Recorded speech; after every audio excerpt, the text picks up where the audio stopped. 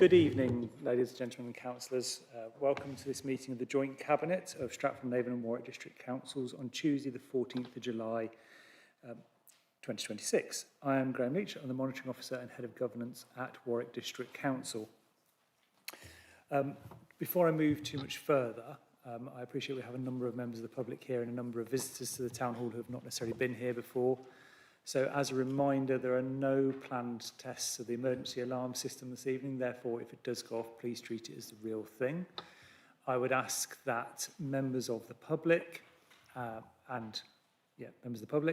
make their way out down the stairs at the rear of the public gallery. There's one straight across in front of you, down to the bottom and then cross over in Port and Regent Grove. Those members of the public and officers, etc., who are in the chamber on the floor with myself, the nearest exit is at the rear of the chamber. It's the same set of stairs down to the bottom. I ask that councillors will report to myself and everybody else be checked off by the Town Hall team. Is that clear for everybody? Good. So, just for clarification for those members of the public watching, this is a joint cabinet of the two councils, as I've said. Both councils are represented by 3 councillors on that joint cabinet committee. These are Councillors Davison, King and Chilvers for Warwick District Council and Councillors Coles, Coucher and Junior for Stratford-on-Avon District Council. In addition to this, there are a number of observers and additional speakers of councillors from both councils for later on. The first item of business is the appointment of chair for the meeting from the members of the council that is hosting. Therefore, please can I have any nominations? Councillor King.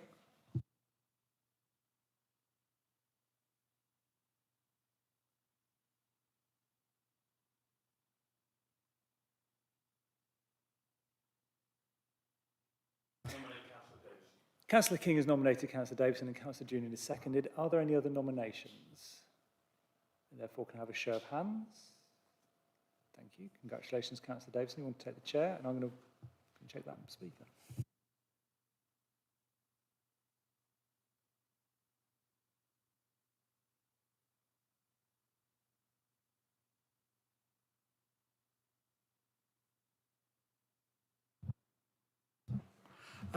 Thank you. That was Graham Leach, our Monitoring Officer.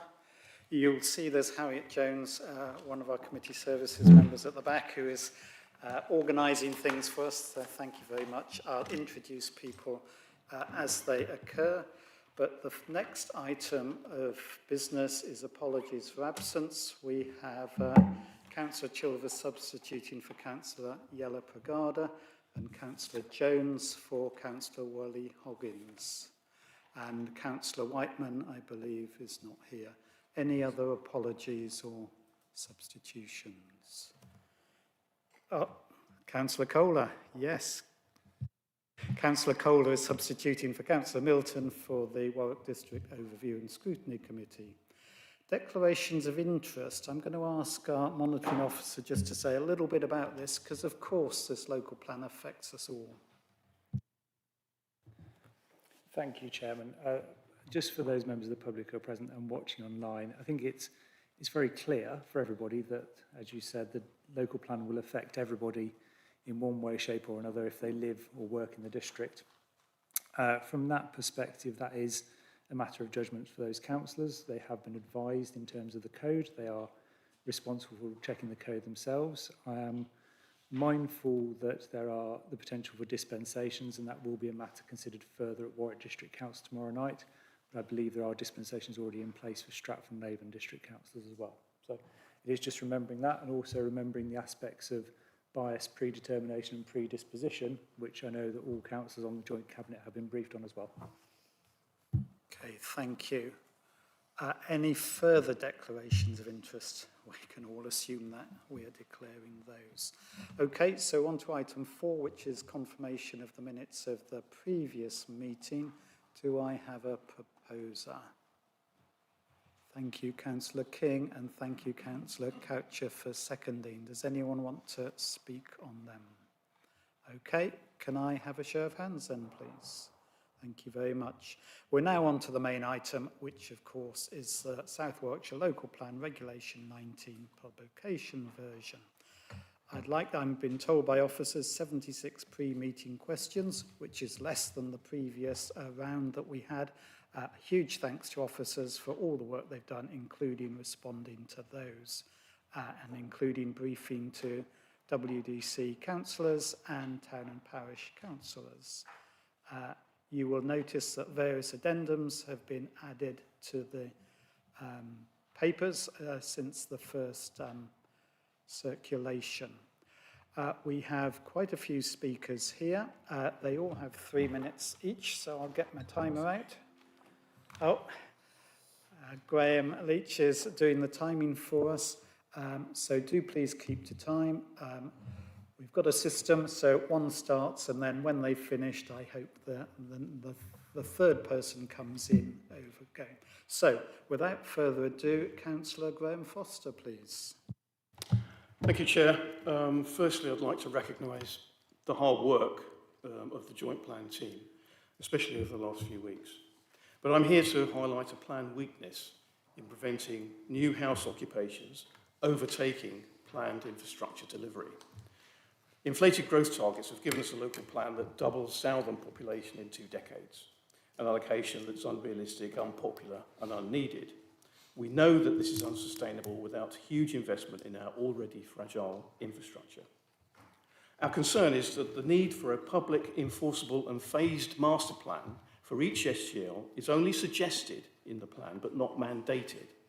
There must be an unbreakable link between new phases of occupations and infrastructure delivery.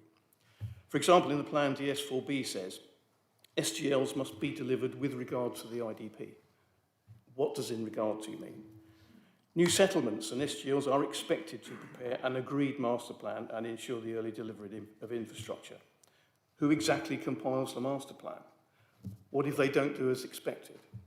Who is supposed to agree? There's also scant guidance on trigger points. It needs stating clearly that each phase of occupation must only start after the provision of the planned infrastructure to support it. For things like schools and wastewater management, this could impact the developer but be outside their direct control. If the developer runs the master plan, how does it acquire the leverage with off-site agencies like Highways, Severn Trent, National Grid, and hold them to account for delivery? The IDP has vague reference to delivery boards to provide oversight, but this idea needs fleshing out to ensure issues are managed for residents. So the weak language in this whole area inspires little confidence and must be strengthened to ensure that master plans are mandatory for SGLs and new settlements and be made with all entities involved in delivery and be led by an organisation with clout, and any master plan must be signed off by the LPA as a mandatory precondition for any planning application arising. The biggest risk with the master plan will be lack of money to make vital infrastructure actually happen. CIL 106, 27 sources, and hoping for grants likely won't cover it for SGLs like Southern. The need for plan flexibility is acknowledged, but not weakness. Unless firmly managed, salami-slice concessions will allow developers to press on with new occupations regardless. In other words, it will be the misery of residents filling the viability gap as they suffer clogged roads, no school places, longer GPA waits, and regular sewage spills. We must stop this happening. Your SWLP car has accelerator, steering wheel and sat-nav, but no brakes. Please fit some. Thank you very much. Thank you. 5 seconds to spare. Excellent. Councillor Zoe Leventhal, please.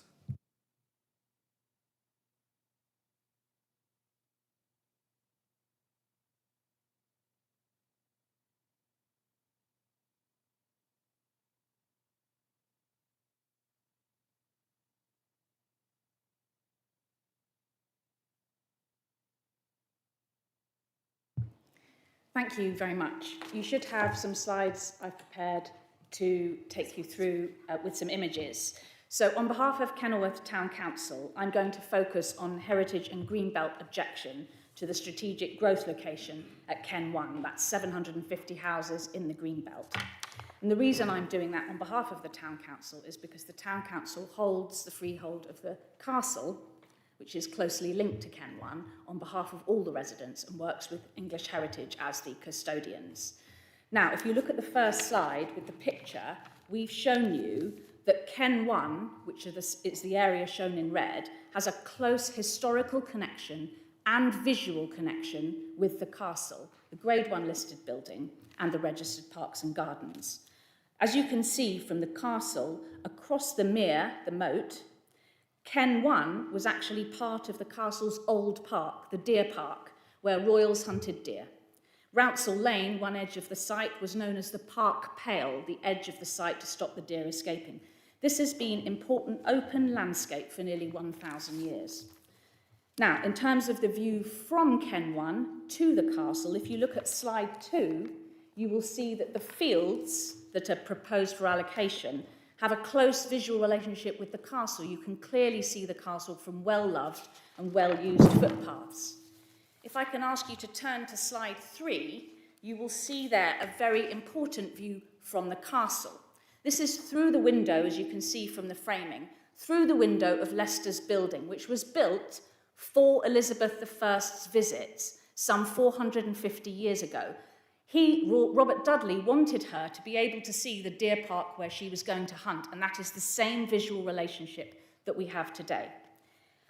That was commemorated last year by the Town Council in English Heritage. If you turn on to slide 4, we've given you a slight close-up of that view, which shows the fields despite the height of summer and the trees. And if you turn to slide 5, we've done a visual mock-up of what it might look like with houses there. It would, in our view, significantly impact on an important visual connection and historical connection with this site. Now, slides 6 and 7, I've summarised the policy impacts on this. Slide 6, this is a clear heritage and greenbelt objection, and that is not just the view of the Town Council. First of all, it was the view of the Council's own independent consultants as part of the Heritage Settlement Sensitivity Assessment in 2002 at the beginning of this process. They said, in red, little scope for development of this area. Secondly, Historic England, this is the only site of strategic importance that they have objected to. They said it will harm the significance with high level of concerns and request removal of the plan. But the Council's short heritage impact assessment doesn't properly address these issues. Finally, in Greenbelt policy terms on page 7, and this is my final point, contravention of the NNPPF heritage policies means land cannot be greybelt. That's footnote 7 of the NPPF. And this area also contributes strongly to Purpose D, Henilworth's setting and character as a historic town, but Council's Greenbelt assessment says no contribution. We say that is not a sound approach. Thank you very much. Okay, thank you.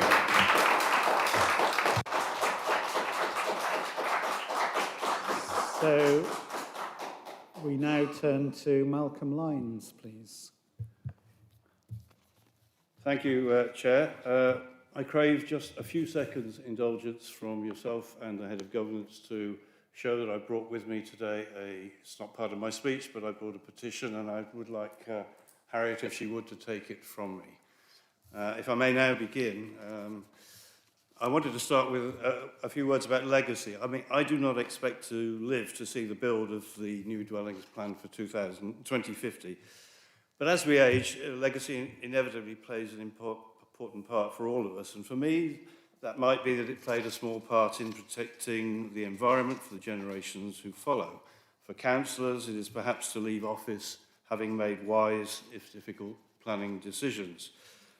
In 2015, a joint Greenbelt study, including Coventry, Warwick, Stratford and other neighbouring towns, concluded that the area encompassing Ken 1 made a strong contribution to Purpose A of the outgoing MPPF, which I understand remains the same purpose within the 2024 MPPF. Furthermore, it concluded that the Greenbelt land to the south of Kenilworth fully met all 5 purposes.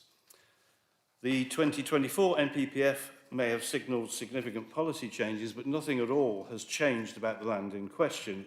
Its essential environmental and amenity value to Kenilworth's community remains just as before. Within NPPF 2024, Purpose A addresses urban sprawl.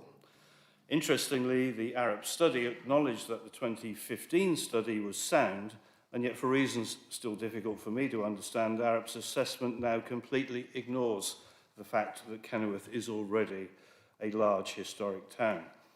Purpose B, there is no doubt that Kenwan threatens coalescence with League Wotton. Purpose C, Councillor Leventhal has very eloquently covered. The joint Stratford and Warwick urban capacity study in 2022 has so far failed to demonstrate a completed local housing need assessment. Meantime, the Arup study notes that it may be possible, quote, to increase brownfield land capacity as a proportion of existing dwellings within both districts above the figures identified. But then Arup goes on to discount that completely. This suggests to us, that the Arup report is incomplete, premature, perhaps lacking in full account of assumptions. In the SWP, I ask a question, is the SWP simply to adjacent local plans? It is apparent that Stratford District already has more agreed grey belt brownfield land to offer, but at the ONS meeting last night in Stratford, I could not have heard more clearly stated by one member that Stratford looks after Stratford. A few words on sustainability. It's a golden rule that greenbelt development should contain 50% affordable housing. So while websites such as Marin's trumpet the great opportunities of grey belt, do members find it credible that 50% affordable can be achieved? What's the current track record? And so now I close. I just want to mention that Kenwan straddles National Cycle Route 52. It's in regular use by cyclists, horseback riders. Okay, I'll finish off. And if you look at the slides, therefore, you will see that it plays host to a wonderful array of ancient woodland and wildlife. Thank you very much. Thank you.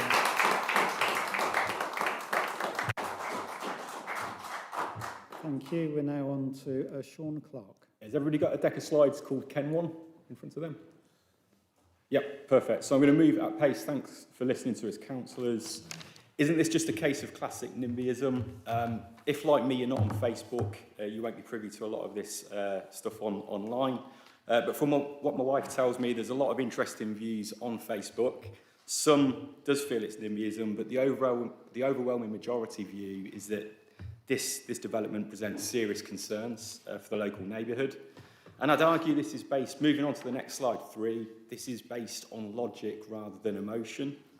As an example, I spoke to many neighbours on the Rouncil Lane, which is where there is a proposed development on the old sixth form site for 180 dwellings. It's been vacant for 3 years, and there is unanimous support for that on brownfield sites. For me personally, that's 35 yards from my driveway. Yet then when you speak to neighbours, there's unanimous objection to Oaks Farm and Greybelt, or Greenbelt as it might be called in Old Minnie, which for example is 0.3 miles from our location. So it is based on logic, and it is really looking at key transport and sewerage problems in terms of infrastructure. First of all, transport, people might not be aware, but Farmers Fresh, the abattoir, this is on the next slide, currently processing 2,000 lambs per day. Permission granted for an additional 1,500 per day with the closure of their Wrexham site. This is undoubtedly going to increase traffic of very big wagons going down a very narrow lane. To be quite frank, the link to this site, one of the benefits of it is its proximity to Kenilworth train station is probably quite laughable, to be honest with you. It would be a 35-minute walk to the train station for a train that goes once an hour to Coventry and Leamington.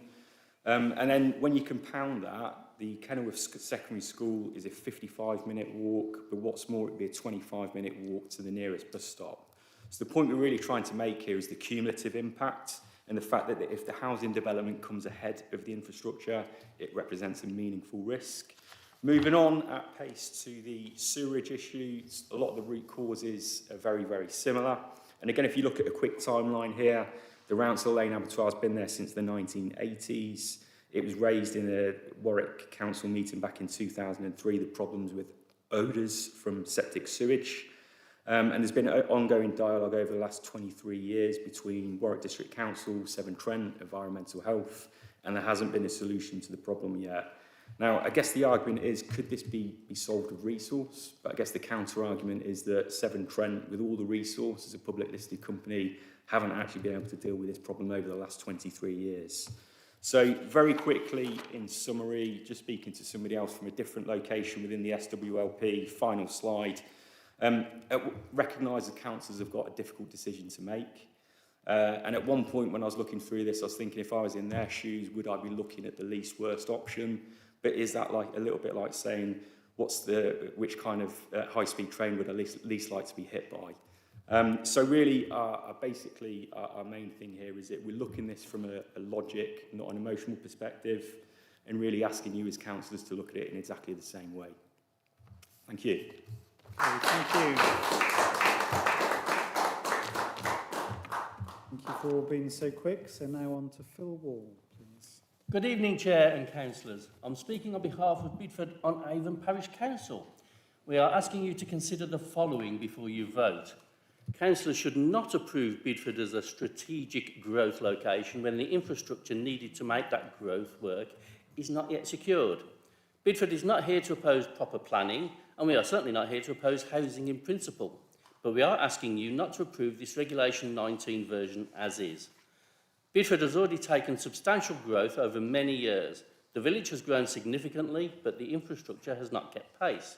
Roads, school capacity, health access, drainage, public transport, employment, local services, sports and leisure provision, youth facilities and community space are already under great pressure. This is not simply a question of housing numbers, it is a question of whether Bidford can function as a sustainable place with this massive increase in housing. The notes that were distributed before the meeting note that a viable development site is not necessarily infrastructure, it's only on the site selection, and many places showed viability concerns were being actively promoted. The proposed allocation appears to have moved from around 500 dwellings in December 25 to a much larger strategic proposal in June 26, with reference to around 3,600 dwellings and now a minimum of 2,225. That's a fundamental change in scale. At present, the proposal appears to rely on future dependent mitigation, a possible second bridge, land for a possible secondary school, transport improvements and other infrastructure that depends on future funding and future delivery by somebody else. Land for a school is not a school. A possible bridge is not a delivered bridge. Transport improvements are not delivered improvements. A live infrastructure plan is not the same as enforceable infrastructure before occupation.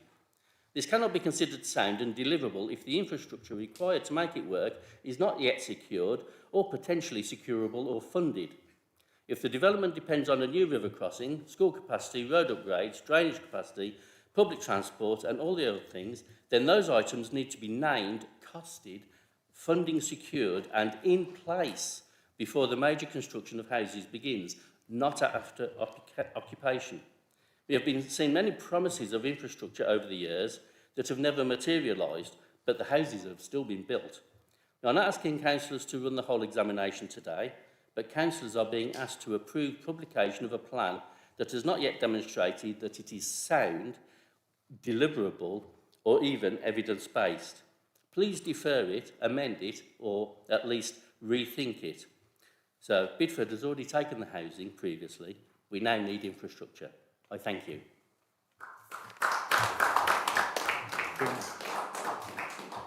I believe it's now Julian Philcox, is that right? Thank you.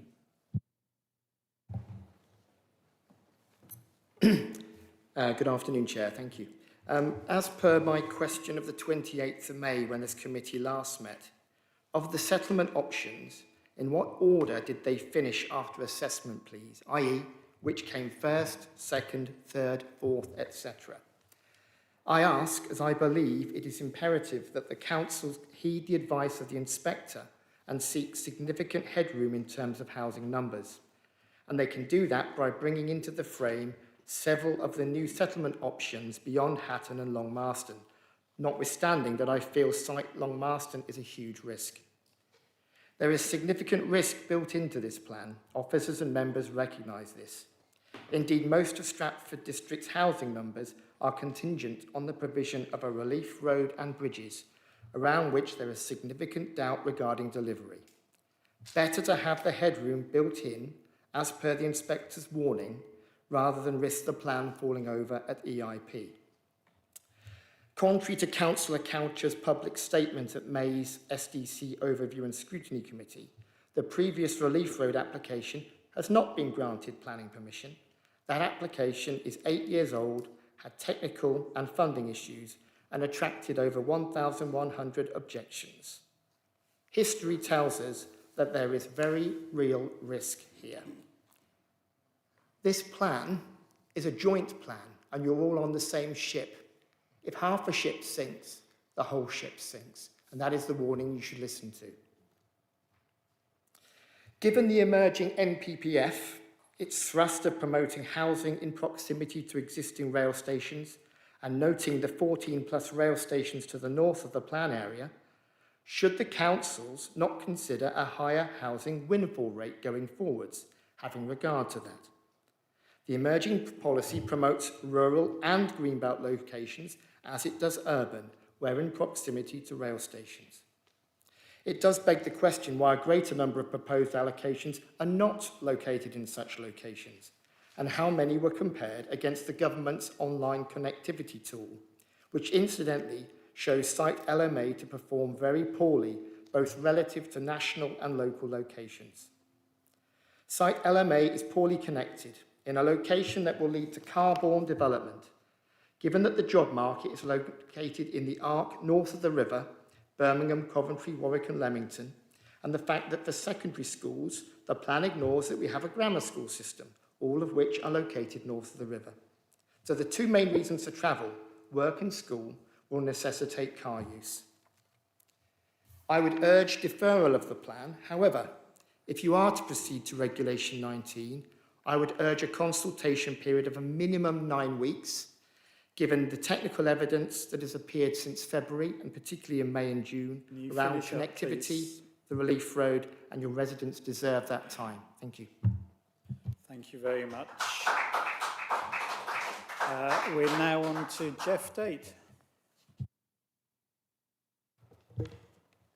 It's red. Is that what it's meant to be? Ah, okay. Good evening. My name's Jeff. Thank you for allowing me time to share my views. I've only got 3 minutes, so please excuse me if I rush somewhat and miss some important points. But this whole process is being rushed and risks missing important points. The South Warwickshire Local Plan Publication Version Regulation 19. Not a very enticing name for a document twice as long as War and Peace. So may I propose something snappier? How about Rushed and Risky, the story of 2 councils struggling to appease an unpopular government's unrealistic housing targets, arbitrarily ushered in after a loveless landslide. This is a loveless local plan. Can any of you honestly say, this is a great local plan and something we can all be really proud of that will enhance South Warwickshire for future generations? Or are you thinking, it's not perfect, but it's the best we can do in the tight time frame? But a better plan can be achieved and must be achieved for the sake of the younger generations. Please ditch the time frame. It's being rushed and it's risky. The biggest risk is the so-called Stratford bypass. Developers won't fund it because it makes their developments unviable. So who would pay for it? As recently as yesterday, John Careford said, and I quote, "I can't give you a clear answer where the funding is coming from because we don't know." That is real financial risk. And that risky road will carve through a tranquil river valley, elevated to take it over the Greenway, the River Avon, across the floodplain. Thousands of visitors and residents enjoy walking and cycling along the Greenway. It's a real asset for the town. Now they can listen to the skylarks above. With this plan, they would hear traffic thundering overhead. There's a colony of glowworms where the Greenway flyover would be built, and they are highly sensitive to disturbance and intrusive light.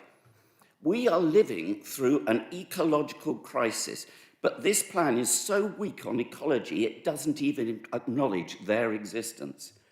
Did any of you notice this week's version of the plan has halved the target for biodiversity net gain from 20% to 10%. Let's show some vision and responsibility for the planet. Let's make Longmarston a genuine garden village built by the council, not speculative developers, with affordable starter homes for young people to rent or buy, with traffic-free streets for children to play in or walk to school, and build bungalows for oldies like me so we can downsize, remain in the area we know and love, and free up homes for growing families, and where we too can live car-free. Thank you. Thank you very much.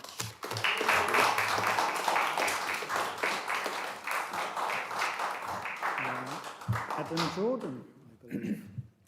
Well, good evening, Chair and members of the committee. My name is Adam Jordan and I live in Willicote, which is situated between Shackleton Village and Clifford Chambers, approximately 4 miles south of Stratford.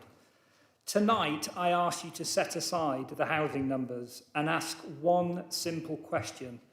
Are these, especially LMA, really the right location for this scale of development? This is not an argument against new homes. It is an argument against putting them in the wrong place. The evidence already shows that this part of South Warwickshire cannot keep pace with the development it has. Yet this plan proposes even more growth before the infrastructure that existing communities have been promised has been delivered. We are repeatedly told that infrastructure will accompany development, yet experience tells a different story. Planning conditions are amended, trigger points are pushed back, homes are occupied, communities are left waiting. You do not have to speculate. The evidence is here in South Warwickshire. At Meon Vale, highway improvements remain outstanding. At Shackleton, hundreds of families are already living in completed homes while major highway improvements have yet to begin. The relief road remains uncertain. The additional river crossing has been discussed for decades. Roads, especially the B4362, are already under pressure. But this road is expected to accommodate thousands of more cars and lorry movements. For goodness sake, this is a B road. This is not bad luck, it's a pattern. So I ask you directly, if the infrastructure needed for existing development has still not been delivered, what evidence do you have that it will be delivered for the next wave of development? Not hope, not aspiration, evidence. Approving this plan in these locations means repeating the same mistake and expecting a different result. Councillors, your responsibility is not simply to allocate land. It is to ensure development takes place in the right place, at the right time, and only where the supporting infrastructure can genuinely be delivered. This plan fails that test. Please do not confuse meeting housing targets with good planning. Good planning puts development where infrastructure exists, or where there is a certainty it will be delivered first. This plan does neither. If you approve development in the wrong location without the infrastructure to support it, the consequences will be felt for generations by the communities that you represent. I urge you to reject this approach and insist on a plan that puts development in the right place, with infrastructure delivered first, not promised later. Thank you. Thank you.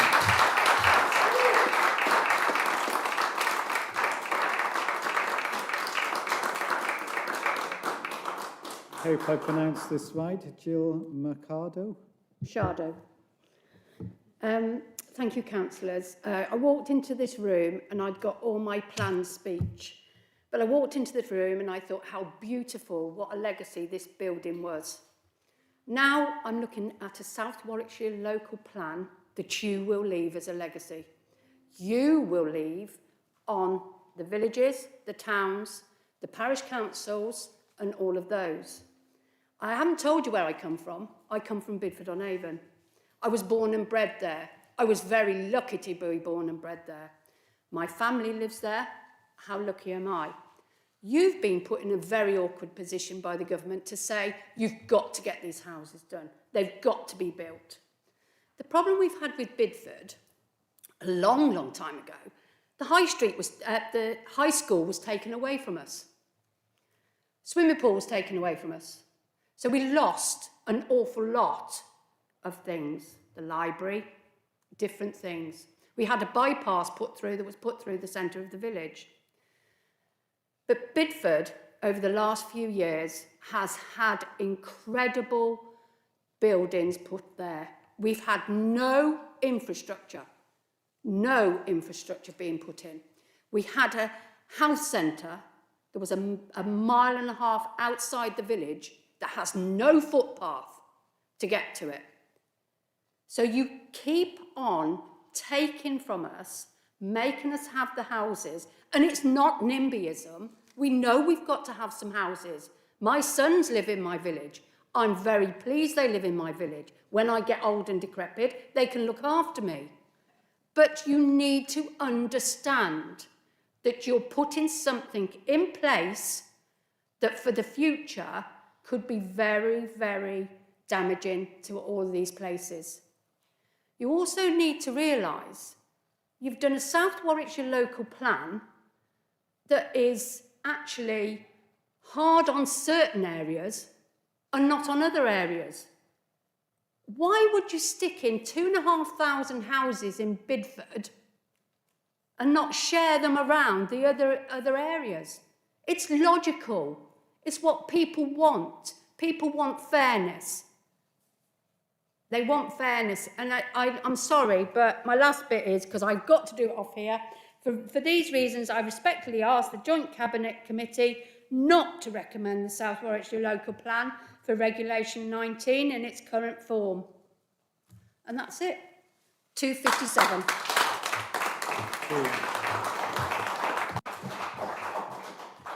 Thank you. Bruno Ulrich.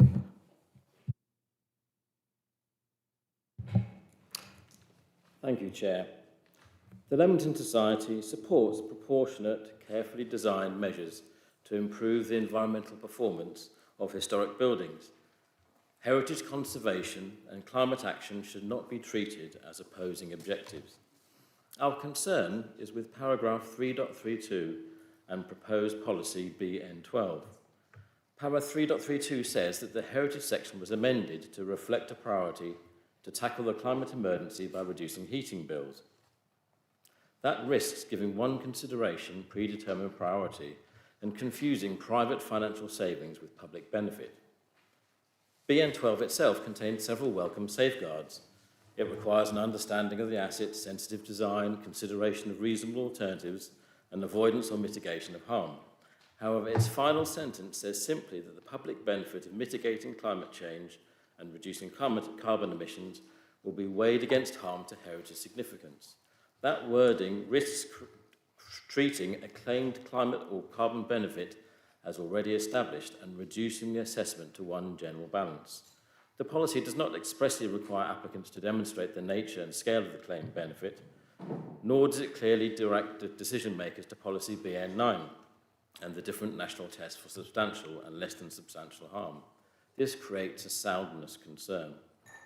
The NPPF requires local plan policies to be clearly written and unambiguous, so that it is evident how a decision maker should respond to a proposal. As drafted, BN12 may not be fully effective because applicants, officers, members and the public are left to infer what evidence is required and how the policy fits with BN9. There is also a risk that it is not fully consistent with national policy because its broad balancing sentence does not expressly preserve the requirements to give great weight to the conservation of designated heritage assets and to provide clear and convincing justification for harm. Reliance on the NPPF or any future technical guidance notes is not enough. National policy does not remove the need for the development plan policy itself to be clear. Technical guidance may explain methodology, but it cannot cure ambiguity in the policy or introduce essential safeguards later. We therefore request 3 limited changes. First, para 3.32 should describe the aim neutrally as reconciling heritage conservation with proportionate climate measures, rather than giving priority to reducing heating bills. Second, BN12 should require any claimed climate, energy efficiency or carbon reduction public benefit to be demonstrated by proportionate evidence.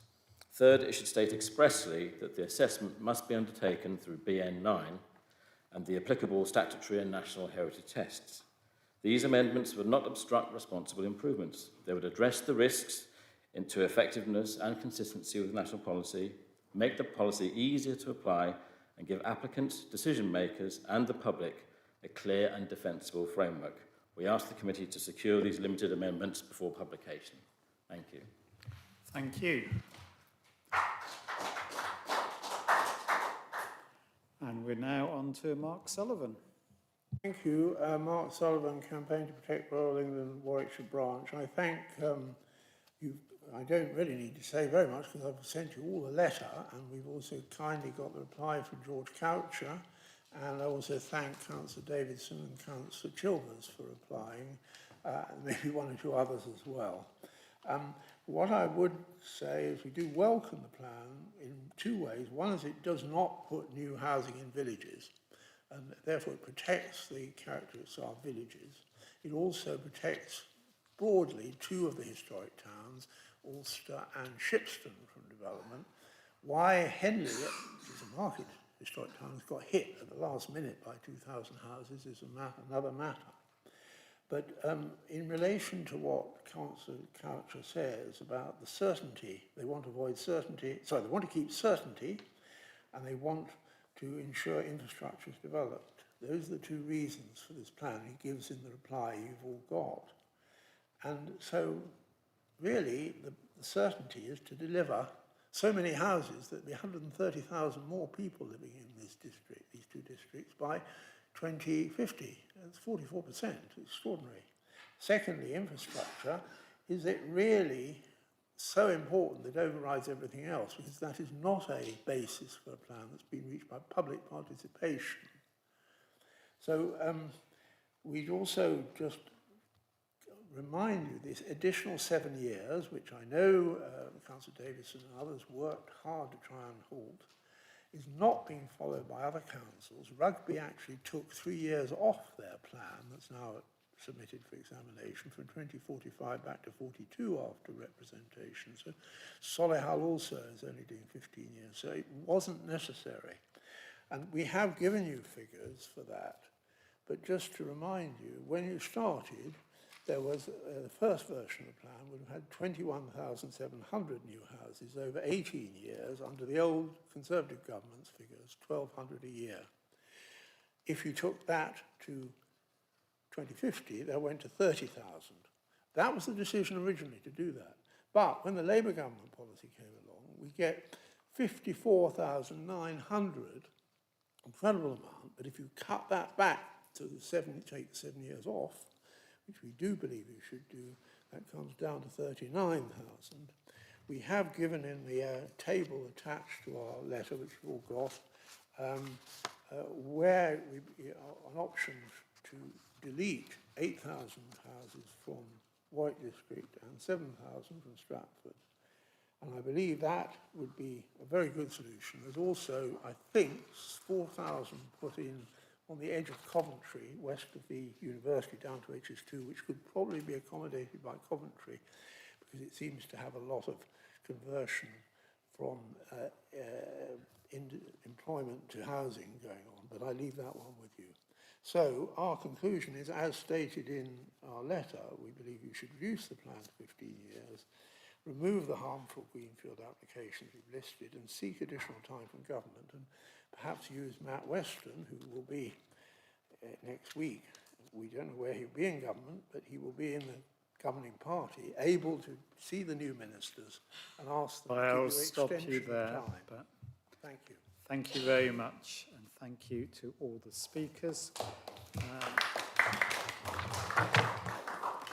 A huge number of very important points raised there. Clearly, we can't all answer all of them.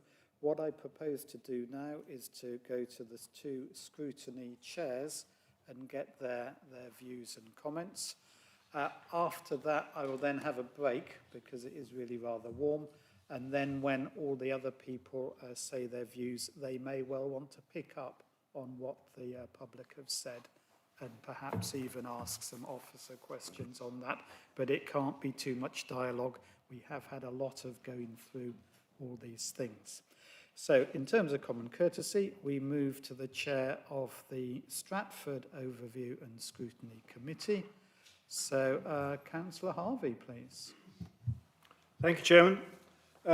For those who viewed our OSC meeting yesterday, you will know that we spent a great deal of time, about 3.5 hours for the whole meeting, understanding what changes had been made as a result of the previous meeting. We then went on to consider the issues raised in the paper that's before you this evening, and we had a very long and quite detailed discussion on the topic of viability and the Aspinall-Verdi report and how it can and should be interpreted and what its limitations are. That said, we then debated a number of matters and we resolved, people should have in front of them the summary of the issues that were raised and discussed, but the conclusions for the benefit of the Joint Cabinet Committee are reduced to 4. And for the sake of those who aren't here but in person, I will read them out in turn, and I'll be as brief as I can. It's understood, first point, that this version of the plan is not the final document because further refinement and modifications may well be necessary as a result of the Regulation 19 consultation. And in saying that, we did, of course, make the presumption that we would go, and the Cabinet would, and councils eventually will decide to go to consultation. Second point was, it was essential from the OSC's point of view that the final version of the plan to be considered by the submission to the Secretary of State should be further considered by the Overview and Scrutiny Committee, and I presume that Warwick would take the same point of view, but that's a matter for them. But the Stratford OSC would want to see this prior to its endorsement by the Council in December, if we get that far. The third point is to note, and the words are very short here, but the underlying issue is very serious, as has been evident from some of our speakers this evening, to note the inherent level of risk evident within the plan, most notably the associated risk with the delivery of the Stratford Relief Road, upon which this plan is critically dependent. And finally, a workmanlike suggestion, which may not be well received, but nevertheless it was well intended. It is well intended. And that is that the language of the plan generally should be reviewed with the intention that it be strengthened wherever possible with the replacement of words such as should and could, which provide wiggle room, perhaps uncertainty, by suitable alternative words to strengthen the policy wording. The theme was what is sought, without being prescriptive about where, but what is sought is a plan and policies which are as certain as possible, so we know where we stand, as will applicants in the future. Thank you, Mr. Chairman. Thank you, Councillor Harvey. Lots more important points there. So we now turn to Councillor Kohler from the Warwick District Scrutiny Committee. Thank you, and yes, just to emphasise, I'm not the chair of the Scrutiny Committee, I'm deputising for him this evening. With the Stratford OSC, we too had a long and thorough debate around the plan. We structured the debate into 3 areas. So what has changed in the documents since May, how we have responded to the letter from the planning inspector, and questions on soundness. And as a result of that debate, we came up with 7 comments that we wanted to share with Joint Committee. The first was that we strongly recommend that policy H03 be amended so that sites coming out of the Greenbelt are restored to providing a 50% affordable housing, subject to viability, in line with the golden rule of the NPPF in paragraph 157. Nobody present at the meeting could understand why it has been reduced to 40%, and we were unanimous in asking Joint Committee to restore it to 50%. We also asked that clear success criteria for the communications plan that has been provided for the Regulation 19 consultation be set out in advance. So it sets out some good things that you want to do, but not how you're going to measure them. We think that should be strengthened. And members have genuine concerns over the deliverability of the plan. I mean, severe concerns of the deliverability of the plan. There are material risks that brings both councils back to the present situation with a lack of a 5-year land supply very soon. So the amount of housing that is being proposed to build, we just don't believe that it will be built. We don't believe developers will do it. Therefore, Joint Committee really needs to consider that risk particularly strongly in your decision making. We did have one positive thing to say. We welcomed that you're keeping the net zero targets throughout the proposed plan. We realise that the biodiversity net gain has had to be restored to the government's mandated 10%, so there's nothing we can do about that, but there is the door still seems ajar on net zero policies, so we very much welcome that we're continuing to push at that. On headroom, the letter from the planning inspector made it clear that the yardstick is 10%. Warwick District in the plan currently has 4.4% headroom. So that is a risk on top of the deliverability risk. So concerned that the biggest challenge is the continued viability of the plan. So the Aspinall-Verdi report makes quite sorry reading, and we were reassured somewhat that the officers have tested some of the methodology of that report, but still the story that it sets out is not a good story. And then finally, there are lack of concern on consultation of a number of sites that have been added to the plan at a late stage, and we really want to try and find ways to increase the amount of consultation. We note that it's supposed to be 7 weeks. I think being able to do more would be good. Thank you very much. Thank you, Councillor Kohler. Again, good points. In current language, I think we should have a hydration break. So that will be just 10 minutes, and it is literally quick comfort. Fill up the water and see you at 5 past. Thank you.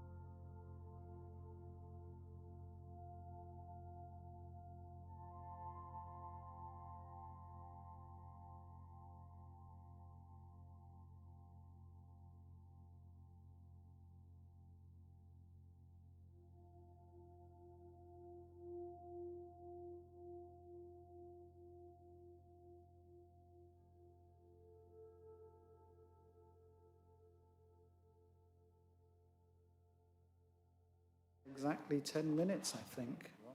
Okay, thank you very much. We're now on to views, observations, what we call group observers. As I say, if you want to pick up any of the points that the public speakers have made, or overview and scrutiny committees, that is great. So first of all, Councillor Pemberton, please, from the Conservatives on Stratford District Council.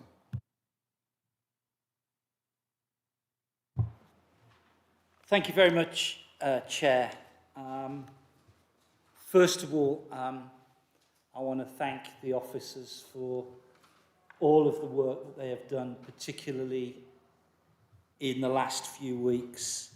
And I know that they are doing their absolute level best to deliver a plan that they feel is in the best interests of both Stratford and Warwick districts, and that is deliverable.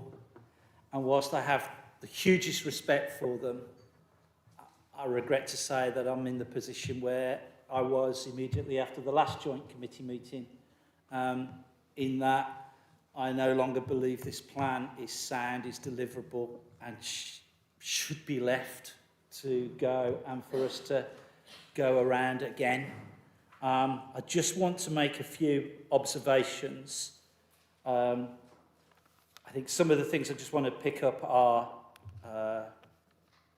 general areas, and then I do want to be more parochial and talk about Bidford and why I think that is a huge risk to the plan now. Overview scrutiny committees are both right. The wording generally does allow for too much room for manoeuvre, and one can imagine being in planning committees in 5 years' time arguing over coulda, woulda, shoulda. So I think probably getting that tightened up would not be a bad shout. Quite concerned, not quite, very concerned about the proposal to change the tenure for affordable housing from 60-40 to from 70-30 to 60-40 with shared ownership. As recently as March, Parliament investigated shared ownership, talked about what we have already seen in South Warwickshire, youngsters being trapped in affordable and unsellable properties with rising rents. We risk trapping more of our youngsters in properties and not finding a way to staircase up the housing ladder, which was not what is intended. The housing buffer has been mentioned, I think, by a colleague here from Warwick's OSC. It's a quite clear message. 10% is the number, 5% isn't going to cut it. And that leaves aside if we get into a 20% buffer. And if anybody thinks that this government is above making the numbers even worse for us, then the example of how they introduced the standard method with no transition. If there's any way to actually make us all fail the housing delivery test by using both of our lack of 5-year land supply, they will do so. So I think that the buffer gives you a real problem in terms of soundness. Net zero, I do applaud the desire to be as ambitious as possible. But again, I do wonder whether actually we'll end up with a worse position on net zero, because there's a quite maximalist position, which is only modified by the wording of where viable. In real terms, it does you're looking to go beyond national standard, and I'm not sure the planning inspector will buy that. It might have been better to accept national standard and do it the other way around and push for beyond, but accept that as the base point. I come to Bidford. I come from Bidford. The plan says that transport modelling for Bid 1 has indicated the existing network within Bidford is ill-equipped to accommodate additional traffic resulting from the proposed strategic growth. Ill-equipped is that's an elegant phrase. It means it can't be delivered without the road infrastructure. The numbers have gone up and down. I'm not going to go into that. But what we are looking at is now a minimum of 2,200 homes, which is about 8% of the overall SDC number. It is predicated on a bridge that appeared a few weeks ago. That is going to be a single carriageway in each direction, has to cross the River Avon. On both sides of the river, has to cross the two fields that are the first to flood in the winter before you get to Big Meadow. It crosses onto the Honeybourne Road at the point where the Honeybourne Road floods first of all. So we're into more arches, we're into raising the road. An embankment's not going to make, an embankment's going to make flooding even worse, not better. So you're into having quite a substantial structure, more substantial, I would argue, than the current Bidford Bridge in terms of arches and such like that.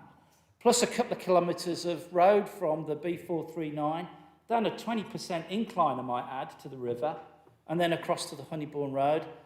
I had a quick conversation with Mr. Careford this afternoon. Back of the fag packet kind of numbers, this is an 8-figure sum. I mean, best guess, 10 million, probably more like 15 million rolled up. And then we were talking about school, a secondary school and a primary school. Now it's land for a secondary school and primary school. And so I take a look at the infrastructure delivery plan, the spreadsheet.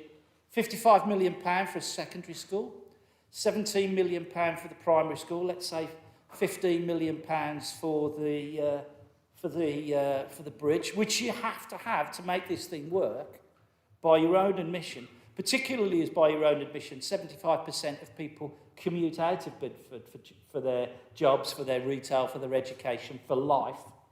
And you're proposing to overcome that on an employment basis by putting starter units in. Yeah, not a chance. The profile of people in Bidford travelling isn't going to change. So again, back of the fag packet, 87 million. Call it, by the time you've got an early years facility, all the other odds and ends, £90 million in Bidford. £150 million for the Stratford Relief Road. And we aren't sure whether we can manage that. And we describe that as our biggest risk in the plan. We all accept that. So what have we decided to do? We've decided to double down on that. And not only have we doubled the risk, it's gone up exponentially. Because at least you have the government potentially on the hook for the likelihood of 10,000 homes in the long term for a Stratford Relief Road. Not really sure where we're going to find, not even the 15 million, let alone the 90 million odd for all the infrastructure in Bidford. That is not deliverable. That is not sound. It's not going to pass muster. And I'm reminded of Lord Denning. He was a master of the rolls, the chief judge in the country, one of the greatest legal minds of the late 20th century. And during a court case, he was heard to say, perhaps we should fling open the doors and the windows of the court to allow the waft of reality to wash over the proceedings. And I think that might be a maxim that this committee should consider itself. It is not realistic to say that this plan is deliverable. There is no universe in which £90 million is going to be found for Bidford. And that means 8% of your housing gone. How are you going to make that up? Where are you going to find that from? You know, what top hat are you going to pull that from? And that is leaving aside the concerns that people in Hatton, Long Marston and other parts of the district have. I really think that this is your last best opportunity to think about a rejig, because I think if this actually ever sees the light of day at an examination in public, we both as local authorities are going to get a huge, wake-up call. We're going to be handed our homework and say, go and have a go again. And there won't even be a secondary in school in Bidford for you to be able to sit down and do the exam. So I'm really sorry. That's pretty much all I've got to say on it. Unsound, undeliverable. I really wish we weren't here. I accept everything that's been done by officers. I accept the challenges for members, but we've got it wrong, and I think we need to accept that. Thank you.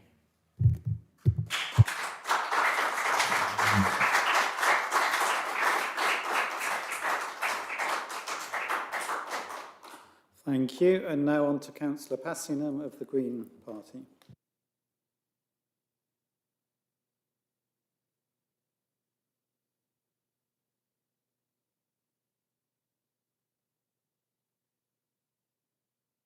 There you go. Sorry.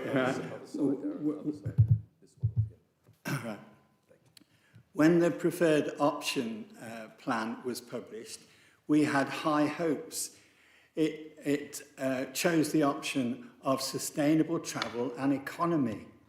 So this was supposed to mean a fine vision of new communities of around 10,000 inhabitants, enough to provide new schools, new medical facilities, new shops, and everybody could walk to the centre for everything they need within 20 minutes. And these will be based along sustainable travel corridors. And hopefully the most sustainable ones are where there's trains and good bus services. And so when it came to this release of the Reg 19 version, all our hopes were dashed. This is nothing like that. The whole of the plan seems to be based round, in Stratford anyway, we can't comment on Warwick obviously, but in Stratford it's all based around the South West Relief Road, which, as has been said many times already this evening, is a great risk. And I've been asking the same question of quite a lot of officers and members over the last few months since this has become apparent. How come that we've chosen a sustainable travel and economy plan, and we've chosen the least sustainable travel option we can? A new road costing at least £150 million. Most people would bet £300 million by the time it's finished, which is the worst possible option in terms of so many things. How come we've got sustainable, we've passed a climate emergency resolution 7 years ago now, and we've chosen the worst possible option in terms of climate emissions and saving the climate, building a new road which is going to cause tremendous emissions? And how come we did all this when there'd already been two preliminary studies on a new linking Stratford to Long Marston, relinking the train line, and the options had shown that a tram train was very viable and heavy rail, if that could be funded, which is just as likely as this relief road, would be even better. And instead of doing that, going ahead with a study for £50,000, which would have just built the business case for this new rail, which would have connected Worcester and all the settlements in between, which there are quite a lot, to Leamington, and would have been a fantastic new sustainable travel corridor. How come, when that was all possible, £250,000 was spent on a study to justify the South West Relief Road, which had already been studied, more or less the same South West Relief Road, 10 years ago and rejected. So I've asked that question. I don't know if I'm going to... I've never got a proper answer, I don't think, and I could ask. I don't know if anybody's going to answer it tonight. But in order to justify this South West Release Road, everything else in the plan seems to have got corrupted. We have 2,000 more houses south of the river in Stratford near Waitrose, which all of a sudden appeared, and that evidently is to justify the expense of £150 million on the road, because £3,500 in Long Marston is evidently not enough to justify it. I mean, I think most people, even the councillors in south of Stratford, think that's a mad place to put 2,000 houses. It's just appeared out of nowhere. So, and the final straw is we spent 3 hours at the Overview and Scrutiny Committee going through this. We've now got to provide this test of viability for developers. I think we should read, instead of viability, profitability, I think,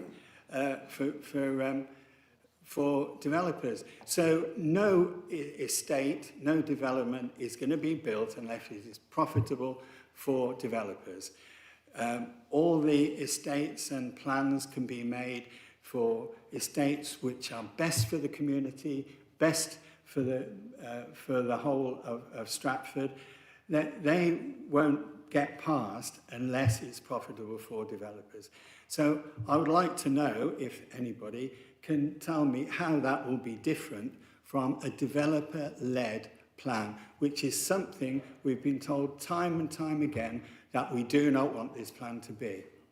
So councillors are going to be left in the vote in Stratford tomorrow either to vote for what we think is a very bad plan for the future of Stratford and our descendants, and letting it go to a free-for-all for developers. And I don't know which is the best of those. We've got to try and decide. Letting it a free-for-all for developers might be better or worse. We don't really know. And I'm still trying to decide, but and I think my fellow councillors are as well. Thank you.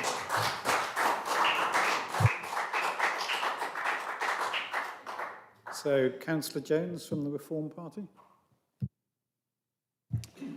Thank you. Much of what I would like to say this evening has been very, very comprehensively covered by guest speakers and other councillors. I think it's clear that we've identified a really, really difficult single point of failure with respect to the Relief Road, and to have baked that single point of potential failure right into the central logic of our plan creates an enormous risk, and it's going to be extremely difficult for us as councillors to look to nod that through in Stratford tomorrow. So I will keep what I'm going to say very short, because it's been very ably said by other speakers. But I just want to agree with everything that's been said so far by my colleagues and by the public. Thank you.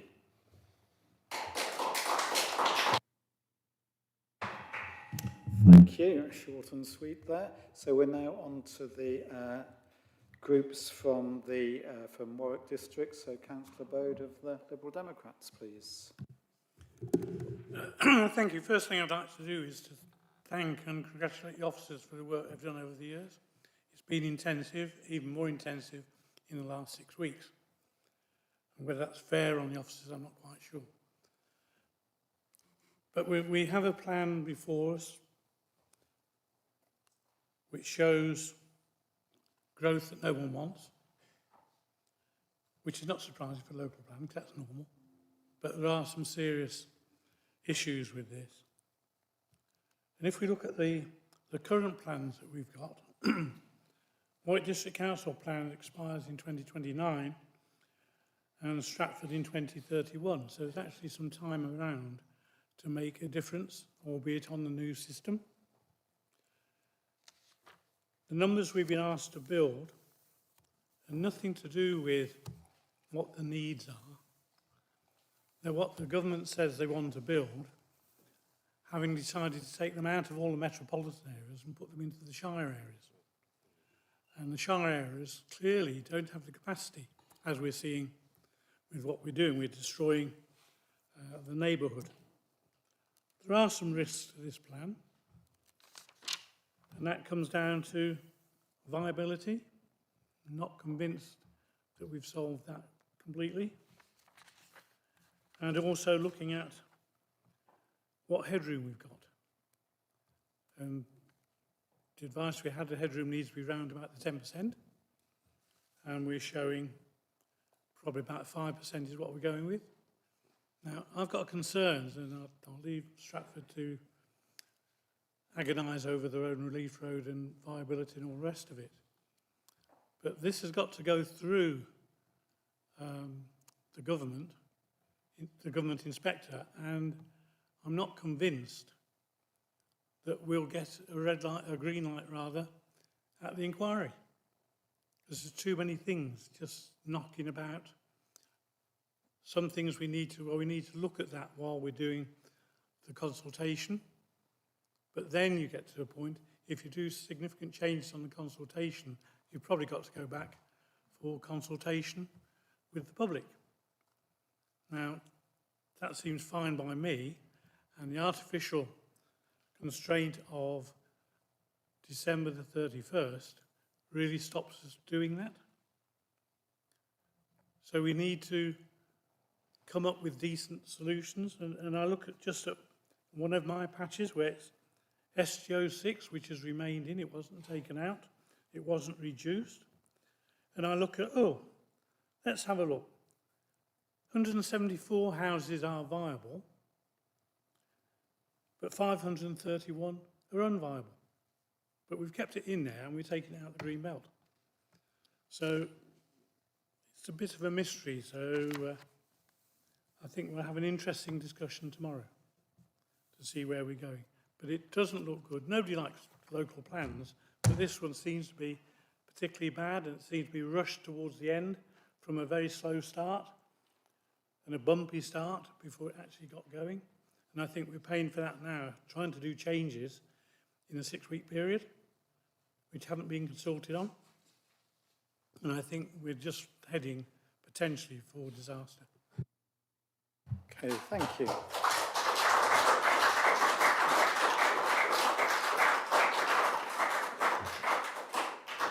Councillor Day, please, from the Warwick area Conservatives. Thank you, Chair.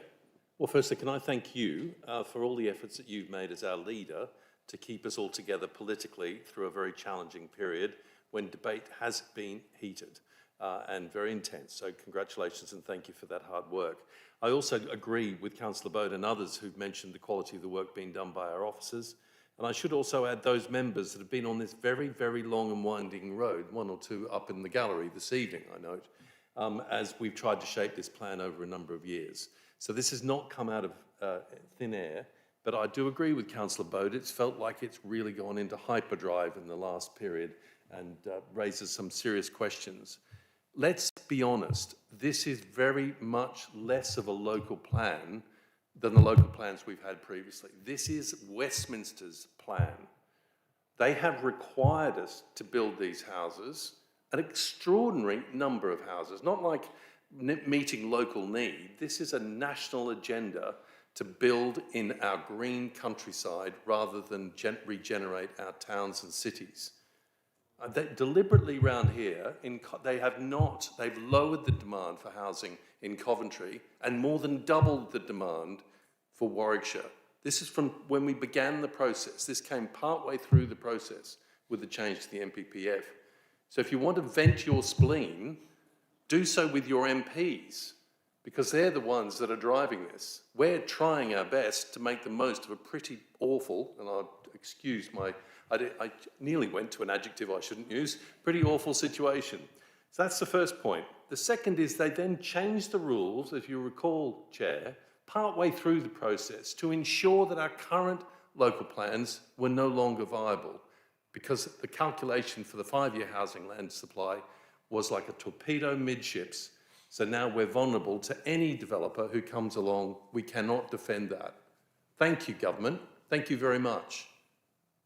Now, we've made our very best attempt as members cross-party, thanks to some strong leadership on both authorities, to come forward with a plan that is nowhere near perfect. But having spent literally millions of pounds and countless thousands of, dare I say, probably millions of cumulative officer time, member time, etc., we really do need to grab the prize if we possibly can. Now, which brings me to the fundamental point that I've expressed before, Chair, that is of concern here. At 4.4% headroom, this just won't fly.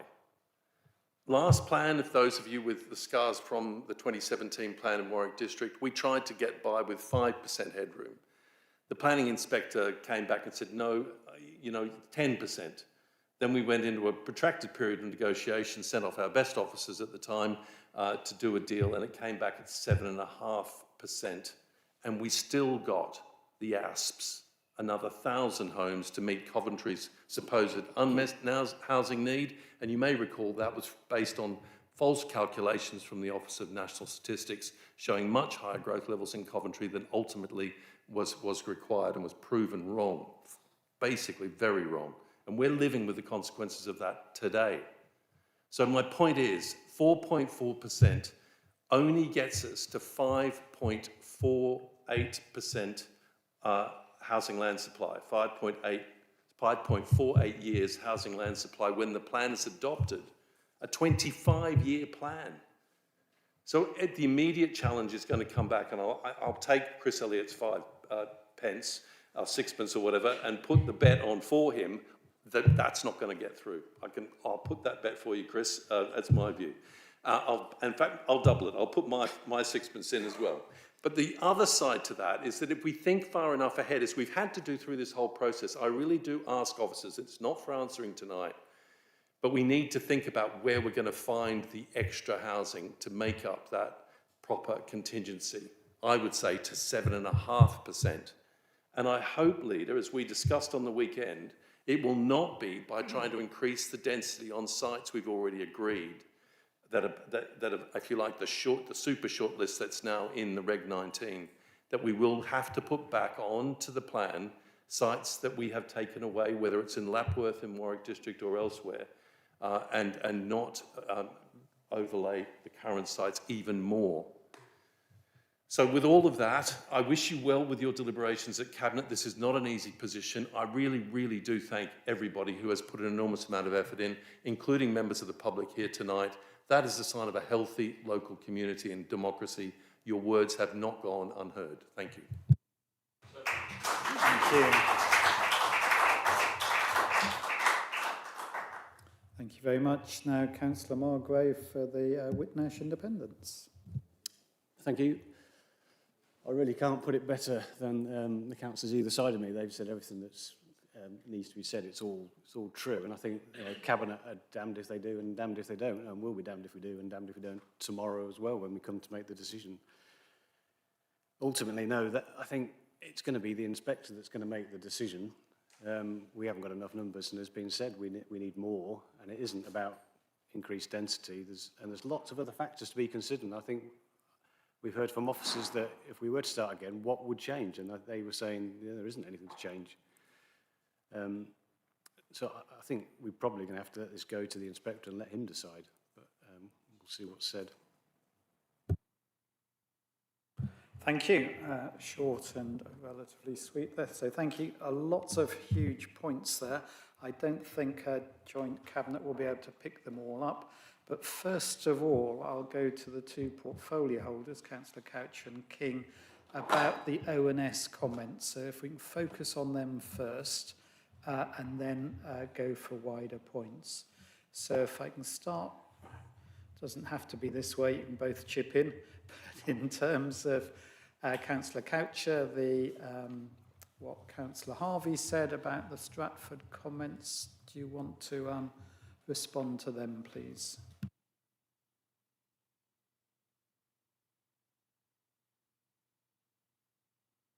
Just hang on a moment.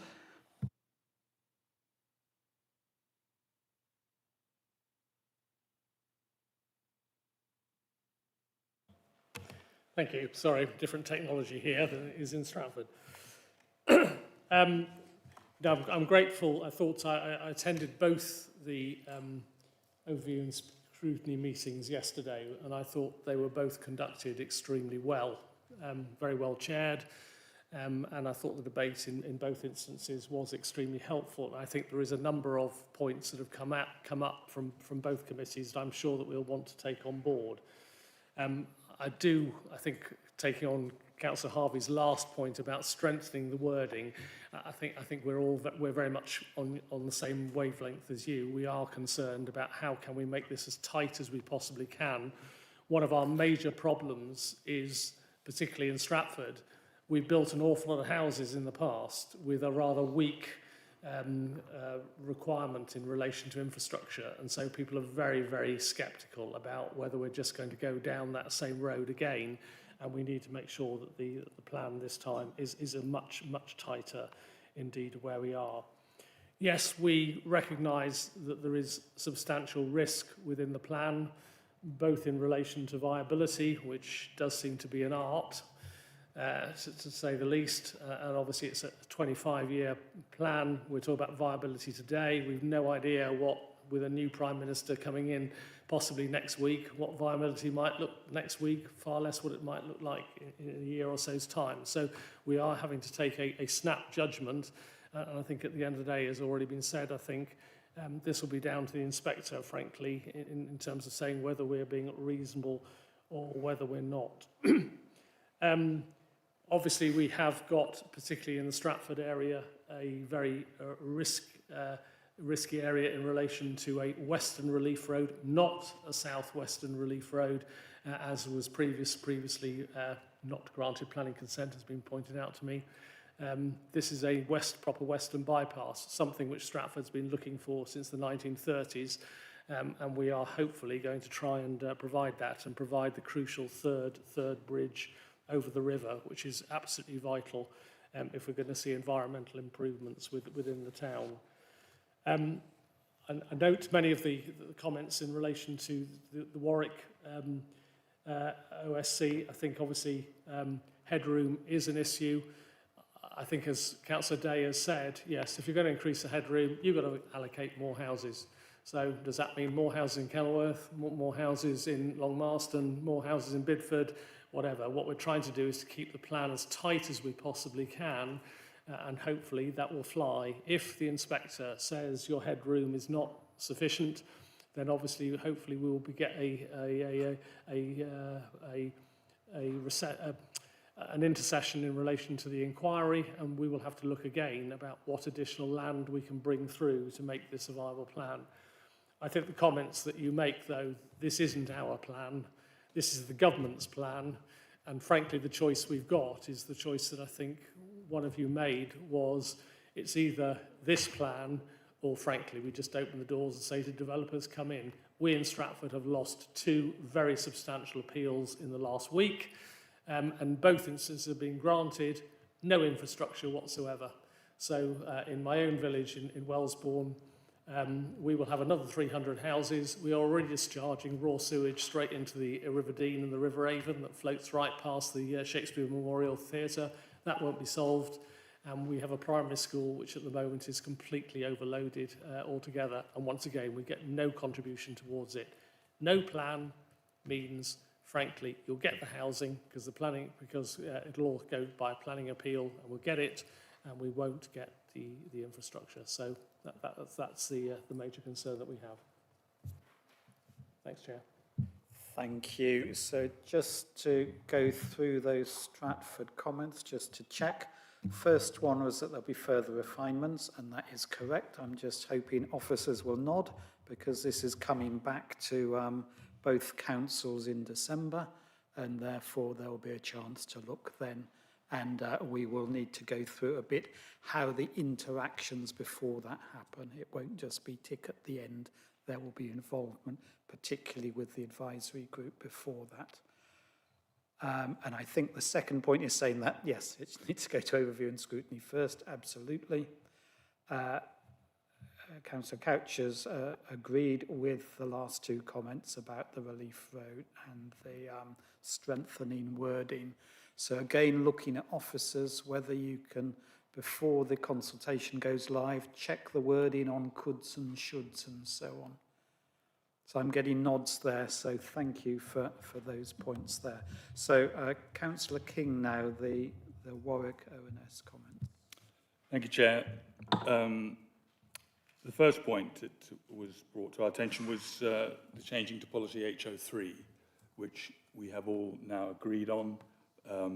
It was, as Councillor Kohler pointed out, it wasn't really understandable. We didn't really understand why that was not put in the first place, because it is an obvious part of the what we've been trying to achieve, to get 50% into greenbelt sites, and it's very difficult to know whether it's going to be possible, of course, until we come to the actual plan being submitted, and that will again, of course, depend on viability. But wherever we can, we will be trying to do that.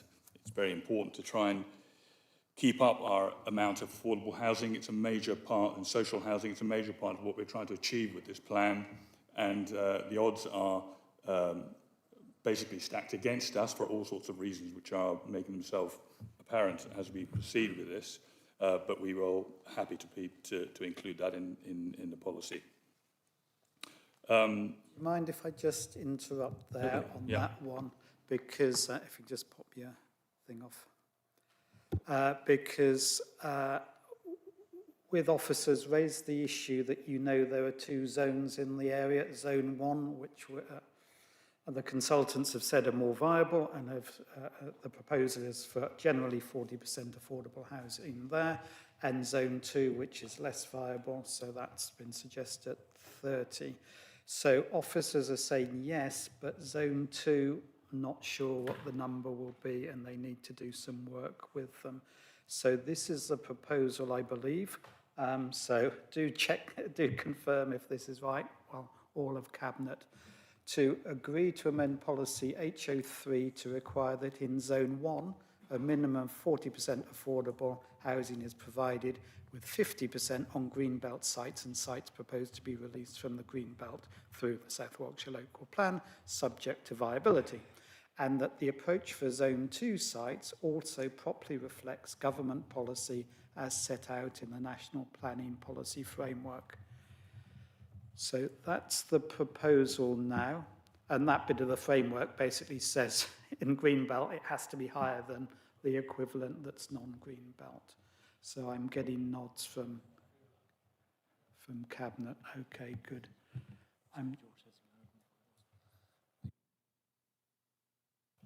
Yes, Councillor Coucher said he's happy with that. Is it fine just that we've said that and officers will put that into HO3? Okay, thank you. Sorry to interrupt, Councillor King. Thank you for that. Second point I believe was brought up was the success criteria of the communication plan, comms plan. I would ask here that one of the officers answer this, because it is a fairly complex thing to consider, how you measure success of consultation and engagement, and I think some words were expressed before the meeting. If we could ask one of the officers to respond on this.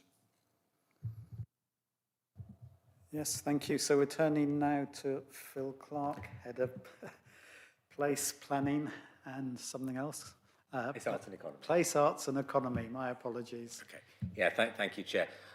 Yes, what does a successful consultation at this stage look like? At the Reg 18 consultation, the preferred options, we got over 22,000 comments. That, I would suggest, was a measure of success, because it meant we could reach out and people could engage with the plan, and we got the comments in. I think this time it's a bit more of a nuanced discussion. I think it is vitally important that we reach out as widely as we can to people, but I would argue that the success of the consultation, given that we are now required by government to ask some very prescribed questions, which will ultimately be for you as councillors to consider, but probably equally importantly, if not more importantly, ultimately for an inspector at an examination to consider. And there will be language and a way of doing this which will be maybe not initially, will be slightly alien to many people, lay people. So I would argue the success of a consultation is for all of us, and I would respectfully suggest officers and councillors to work through the consultation with local community groups, with individuals, with parish and town councils and others, to basically help them to understand the prescribed questions from the government and make sure that the representations they make can best reflect the views that they want to express in a way that is meaningful to an examiner, an inspector at a public inquiry. Thank you. Thank you, Mr. Clark. That process is going to be extremely important, and I know for sure that officers will do their best, as happened previously, to engage in face-to-face contact with members of the public at places like libraries and community centres and churches to help encourage stakeholder groups and individuals to come forward and talk through issues that they wish to talk through. And as Mr. Clark says, get help with filling out these forms, because they won't be straightforward in the way that perhaps some engagement forms are. We got measured praise for keeping our net zero, if you like, standards high. We have been pushing very hard on this. We aren't so lucky perhaps with our biodiversity net gain levels. The government has made it clear that the overall priority is providing housing and affordable housing, and that must take precedence over any and other criteria to get this plan through or when it comes to consideration. However, these are trying times when it comes to the environment. It's getting beaten from all sides. We are doing everything we can, given the constraints that are placed upon us by the government, and we know the inspector will look at this through the lens of what the government is requiring in this matter. So we are, again, as in many of these things, caught between a rock and a hard place. But we are doing what we can, and we know that we have to be very, very careful with the way that plans are set out, master plans are taken, set out and considered when development comes to planning committee. Headroom, we just discussed that. My councillor colleague has mentioned that, and I won't add to that. We need to consider it very, very carefully. I do understand where Councillor Day is coming from. He has the history, shall we say, of what's happened before in the previous plan around this. The last thing we want to do is actually build more houses or prescribe more houses, but we may have to visit this in some form or other between now and December. I fully agree with that. There are issues around the amount of consultation about very few smaller sites. All sites have been offered for consultation, but not at the same time. And there has been some concern about that. And I think we will have to consider that, whether we need to address that specifically as we go forward from where we are. I think that's me done for the moment. Thank you. Thank you. I hope that covered everything. Not sure if you mentioned the deliverability risks, but I'm sure we all share those that were said there. We turn now to Cabinet generally, and if you can say points that you want to raise, perhaps in response to the speakers we've had, we'll do this first, and then we'll go to the recommendations, which we need to focus on. So, Councillor Juned. Yes, I'm heard, yeah. Can I thank you for everybody? I would particularly like to thank those people that have been involved in this core strategy right the way from the beginning. It started in 2021. There are some people who served on the South Warwickshire Local Plan Advisory Group almost from the beginning, if not from the beginning. Others served for a much less period, shorter period of time, but over those years, there has been a tremendous amount of input from all those councillors. One councillor who is no longer with us is Councillor Rock, and I'd like to pay a particular thanks to him for the way in which he put his heart and soul into trying to develop the local plan. We've heard tonight that maybe the existing core strategy or the existing local plan in Warwick might still be able to be used. But it's simply not arguable that the core strategy remains up to date. And certainly at Stratford, we were able to conclude in a report an assessment done in April this year, which was approved by both the Cabinet and the Council on the 13th of April, with no one dissenting at all, that the core strategy was not capable of being considered up to date. There were a number of items that were outlined to the council by the officers as to why this was the case. And many of those are reported on things like housing land supply, but also on the standard method housing numbers, because of course that came in since the core strategy was put into place. And as Councillor Day said, that took us all by surprise, the huge number of increase in the housing numbers. The change in the standard method of housing numbers and the lack of a 5-year housing land supply in both councils have led us into new territory. And key policies, such as in the case of Stratford, CS15, CS16, and built-up area boundaries, have no status, and we're now in NPPF territory. And can I also bring to your attention some of the new legislation that is coming through? Some of that new legislation that is coming through, which I've had a great deal of time, I've spent a great deal of time having a look at, centralises things even more than the current legislation does. It means that, for example, one local authority has already lost the power to be able to make decisions over their local plan. It has been called in for decision by ministers. There are 9 local authorities now who no longer can make a decision about housing number allocations over a specific number. Those decisions are being called in by ministers for decisions in Westminster, having gone through the local plan, the national planning process. And can I also make the point that if we cancelled the current South Warwickshire local plan and decided that we would rely on the core strategy, however flawed, or the local plan, however flawed, and did a new version, either jointly or by ourselves, how different would that really be? It would still have to tackle the same issues, and the site assessments would still be the same, the standard method of housing numbers would be the same, and there still would be a lack of a 5-year housing land supply.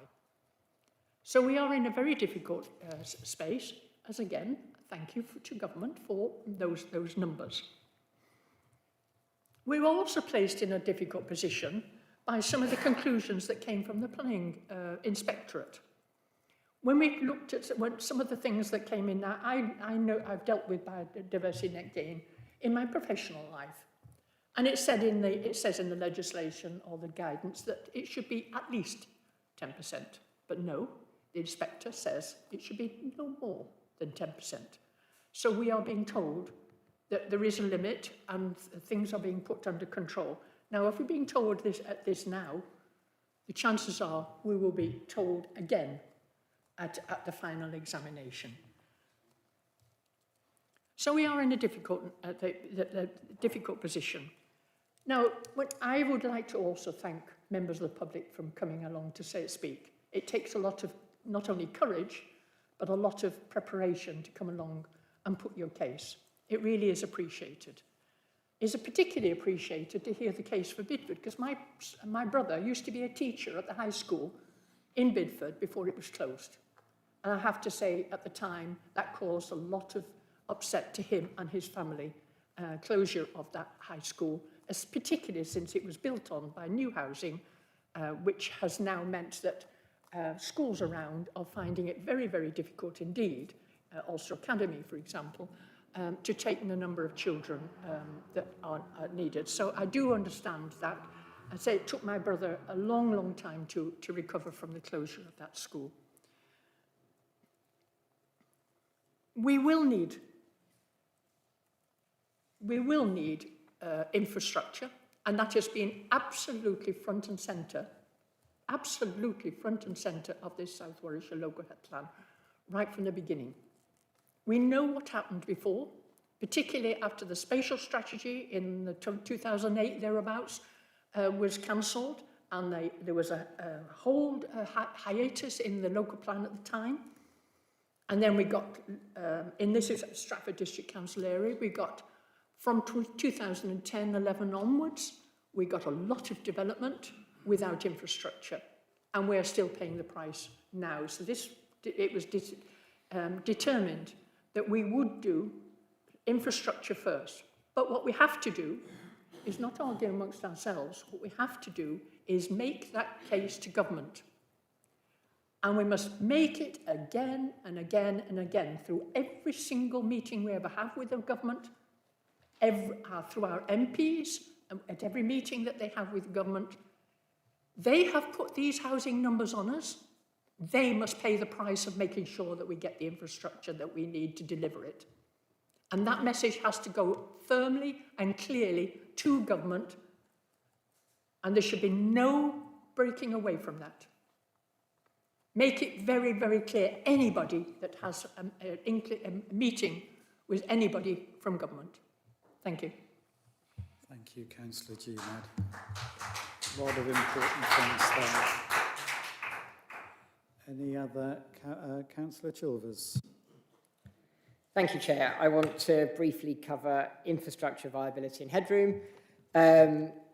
Infrastructure is the main reason why we want a working local plan, because we all know that developers have got away with infrastructure murder for many years.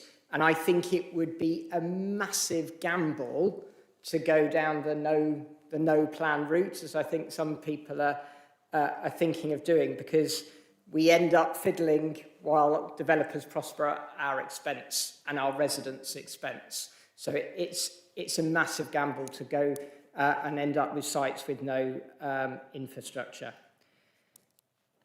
But if it's the main reason for having a plan, then we want it as tight as possible. And a number of people spoke very eloquently. I think the first speaker, Councillor Fowler, and also Councillor Pemberton, and Councillor Coucher, and others as well, that subject to viability is more than enough wriggle room for any developer. We don't need the could-have, should-haves as well.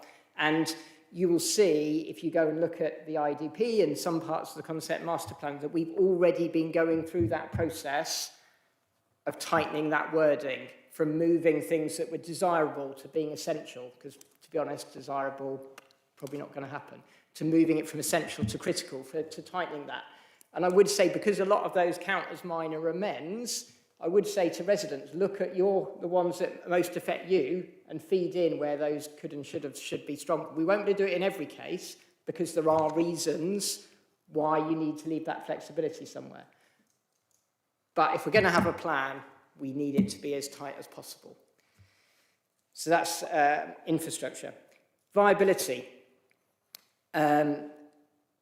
So lots of people have said that they don't think their sites are viable. And at the moment, because of the economic constraints, there are a lot of sites that aren't coming back as viable.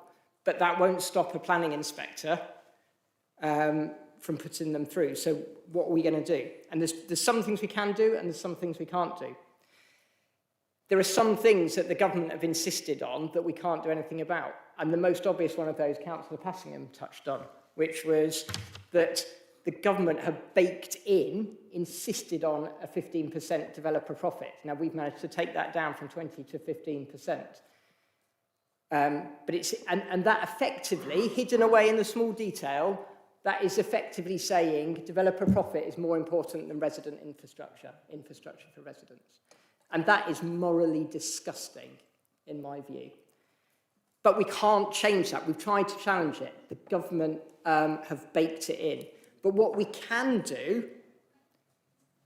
is change that viability, which at the moment is a worst case scenario, and look at what a reasonable case scenario is. Because I don't want to make decisions on a worst case scenario, policy decisions about how many affordable houses we can do. I want to do it on a reasonable case. And the officers have done a brilliant job of, in the viability position statement, of beginning to show with that evidence of the amount of grants and money that we've had in over previous years to deliver affordable housing in particular, but also other infrastructure, which helps the whole viability case and brings it to a reasonable case or not. And as Councillor Juned said, we need to be banging down the government's door to make them pay that price to make sure that we can get that infrastructure. And I think that work needs to continue. And then finally, on headroom, thank you, Councillor Day, for setting things out so clearly. But the bottom line is, delivering more headroom means us allocating more greenfield sites. And I don't want to be allocating one more greenfield site than I have to, and than we have to. And so I don't apologise for the headroom being on the low side, because I'm here to protect every little bit of countryside I can. And so, yeah, we've talked about those risks. Those risks were raised by Ovian scrutiny. We accept that those risks are, but if we're going to fight for residents and we're going to fight for the countryside, that's what we have to do. Thank you, Chair. Thank you. I don't see any further hands from Joint Cabinet, so I'll say one of... Oh, sorry, Councillor Coles. Thank you, Chair. I mean, it will be short because you've pretty much all said what I said. I think the most important thing to do is just to let people know that the conversation we've had and the work we've done is how do we comply with what we have to do with what's been imposed with us, but keep the identity and the development and the communities and the housing and this village as close to our ideal as possible. And it has been an extremely hard job. We have had many conversations about what is and isn't possible, had them examined, come back, you've had to change.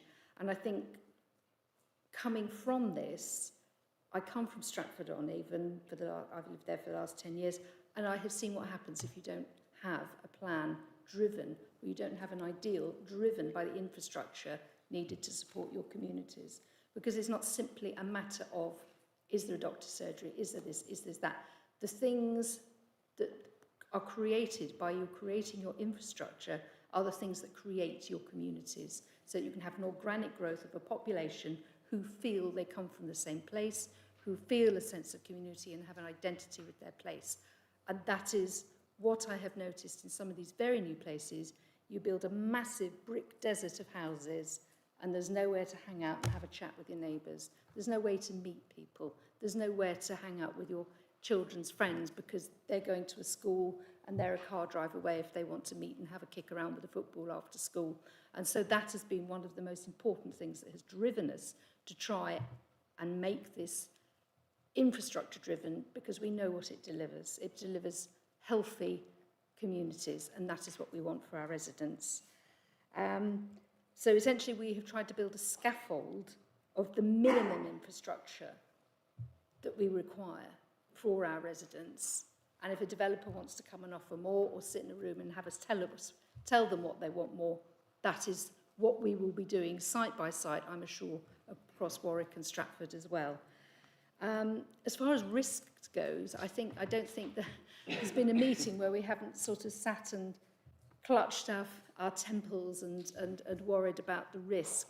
But again, as I've said, the risk, if we don't do this, the risk if we don't determine how much infrastructure we want built, the risk is we will not have pleasant, healthy communities in the years going forward.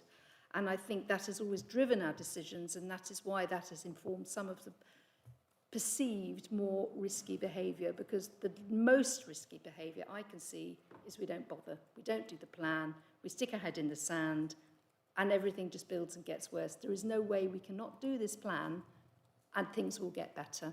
And I think that is the responsibility that everybody, of my colleagues on the Joint Cabinet and councillors in both councils, have to wrap themselves around and understand. And I certainly know from my colleagues on the Joint Cabinet that is something we've discussed a lot and that we have had to accept. I don't want to walk away from the end of this and have another 10, 15, 20 years of what Stratford has already gone through without sufficient thought given to the development of good, valued communities within our districts. Thank you. Thank you. Councillor King, a few words. Yes, thank you. I just would like to address one of the speakers, I believe it was the first one, mentioned master plans. We do have a policy DS4 now in the new plan, which requires new settlements and strategic developments to, when they come to planning application, to have a complete master plan at that time. So that is at least something on that score. I would also like to say a few words about infrastructure. It is the word that comes up the most with the local plan for obvious reasons. It is the most difficult one for us to deal with. And of course, in a perfect world, government would fund us upfront with money that we could say, okay, that's how we plan our infrastructure. It doesn't happen that way. And at the moment, what is so unrealistic is that all infrastructure, as the plan currently stands, or the expectation currently stands, all infrastructure is funded by the developers. And that's just unrealistic, and it won't happen. So that's why our positioning paper on viability is so important, because it does illustrate the history we have of subsequently coming for funds afterwards, because in this world that we live in, it's not uncommon to show the viability for a piece of infrastructure by at first showing the business case and how solid and good the preparation is first before you then go out for funding. It's an unfortunate way around, but that is the way of the world, and that's what we hoped we can substantially achieve with the plan as it goes forward at the moment. It has to be said, and you can't really say it too often, this area, this whole district, will attract development. Houses are going to be built here. Employers will want to build their employment sites here. If we don't have a plan in sight, have a plan passed, that development will happen without any plan. As Councillor Julian has pointed out, in the new planning world that's coming down the track, we just won't be able to stop these developments at all. At least this way, we can pass a plan. We're not going to be, nobody's going to be happy with it as such, but we have to have faith with our officers who have worked incredibly hard over many, many, many months to get this plan through in the best possible way. And if we don't pass it, we have got no idea how bad it's going to be in the future. One final point on individual sites that have been mentioned, particularly the relationship, in this case, to Kenilworth Castle. I can't stress enough how perhaps the first thing that struck me as all the public speakers made their points, and they made them very well, is that actually none of the points were new ones to us. Over the months, we have filtered and discussed and rediscussed all these sites. And in doing so, we have uncovered all the complexity of the different layers that have to go into what makes a site more viable than another one, or what makes a site more robust to position it than another one. And you go around at times in circles and circles, discussing one and prioritizing it over another, and then another consultation report comes in from an ICENI or whoever it may be, and then the balance changes again. So, of course, there are people with really, really strongly held views and stakeholders about various applications of various developments, and it is horrible for us to have to go through this process with the understanding that the possibility is that a lot of people will be seriously upset. I just have to emphasize how we have gone over and over and over meticulously, trying to balance all these various things out, and it is extremely difficult. And all the while, there is effectively an axe holding over our heads by the government. And as Councillor Day very eloquently pointed out earlier on, this isn't a local plan, it's a national plan. The government has no right to dump this on us, and it has no right to put all the housing which should actually be in places like Coventry and the large urban developments which are already in place, already have the infrastructure, already have the public transport, and to put it into rural areas like ourselves. It just is unfair and unjust. That's it. Thank you. Thank you. Councillor Coucher.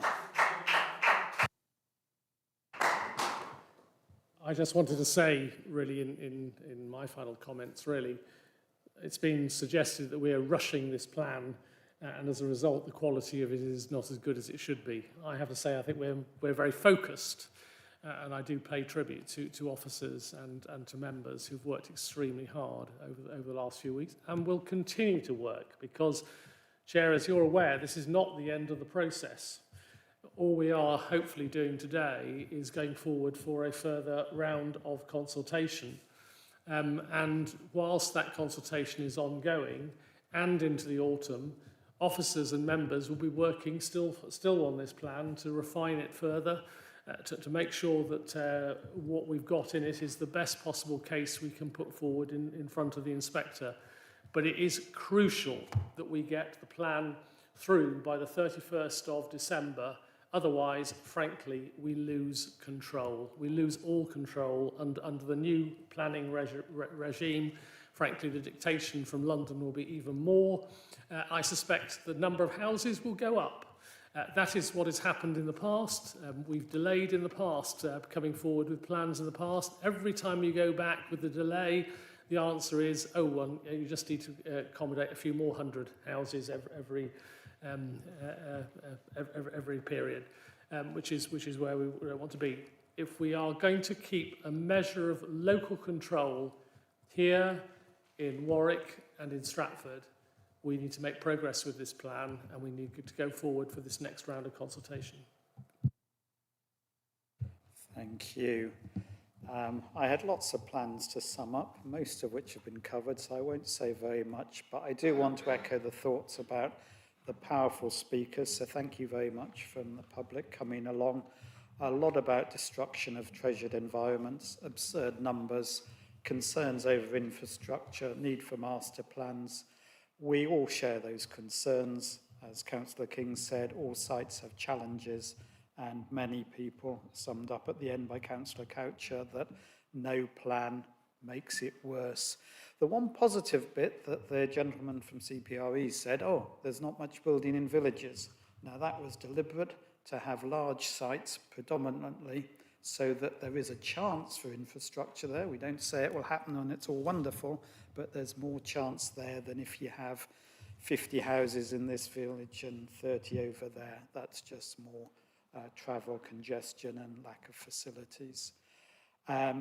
The viability, it was the key reason we collectively chose to pause this, and this is our second time round because it was a few months ago. I'm very pleased we've done that. A lot of work's been gone on. It isn't the end of the journey, and I'd remind you of the end of actually both the consultant's report and the position paper, that to some extent appraisals represent a worst case scenario. These factors suggest there may be a route towards viability from some of the more challenging sites and topologies. So that is the real work that has to be done before submission to go on that journey and to find the viability there. If not, it will still go ahead. It doesn't fall. What it means is the amount of affordable housing and so on would be less. The headroom, that a lot has been said about that. You will know one of the changes we've put in here is to take account of sites which are not identified through the local plan, however are anticipated will come forwards before the plan's adopted.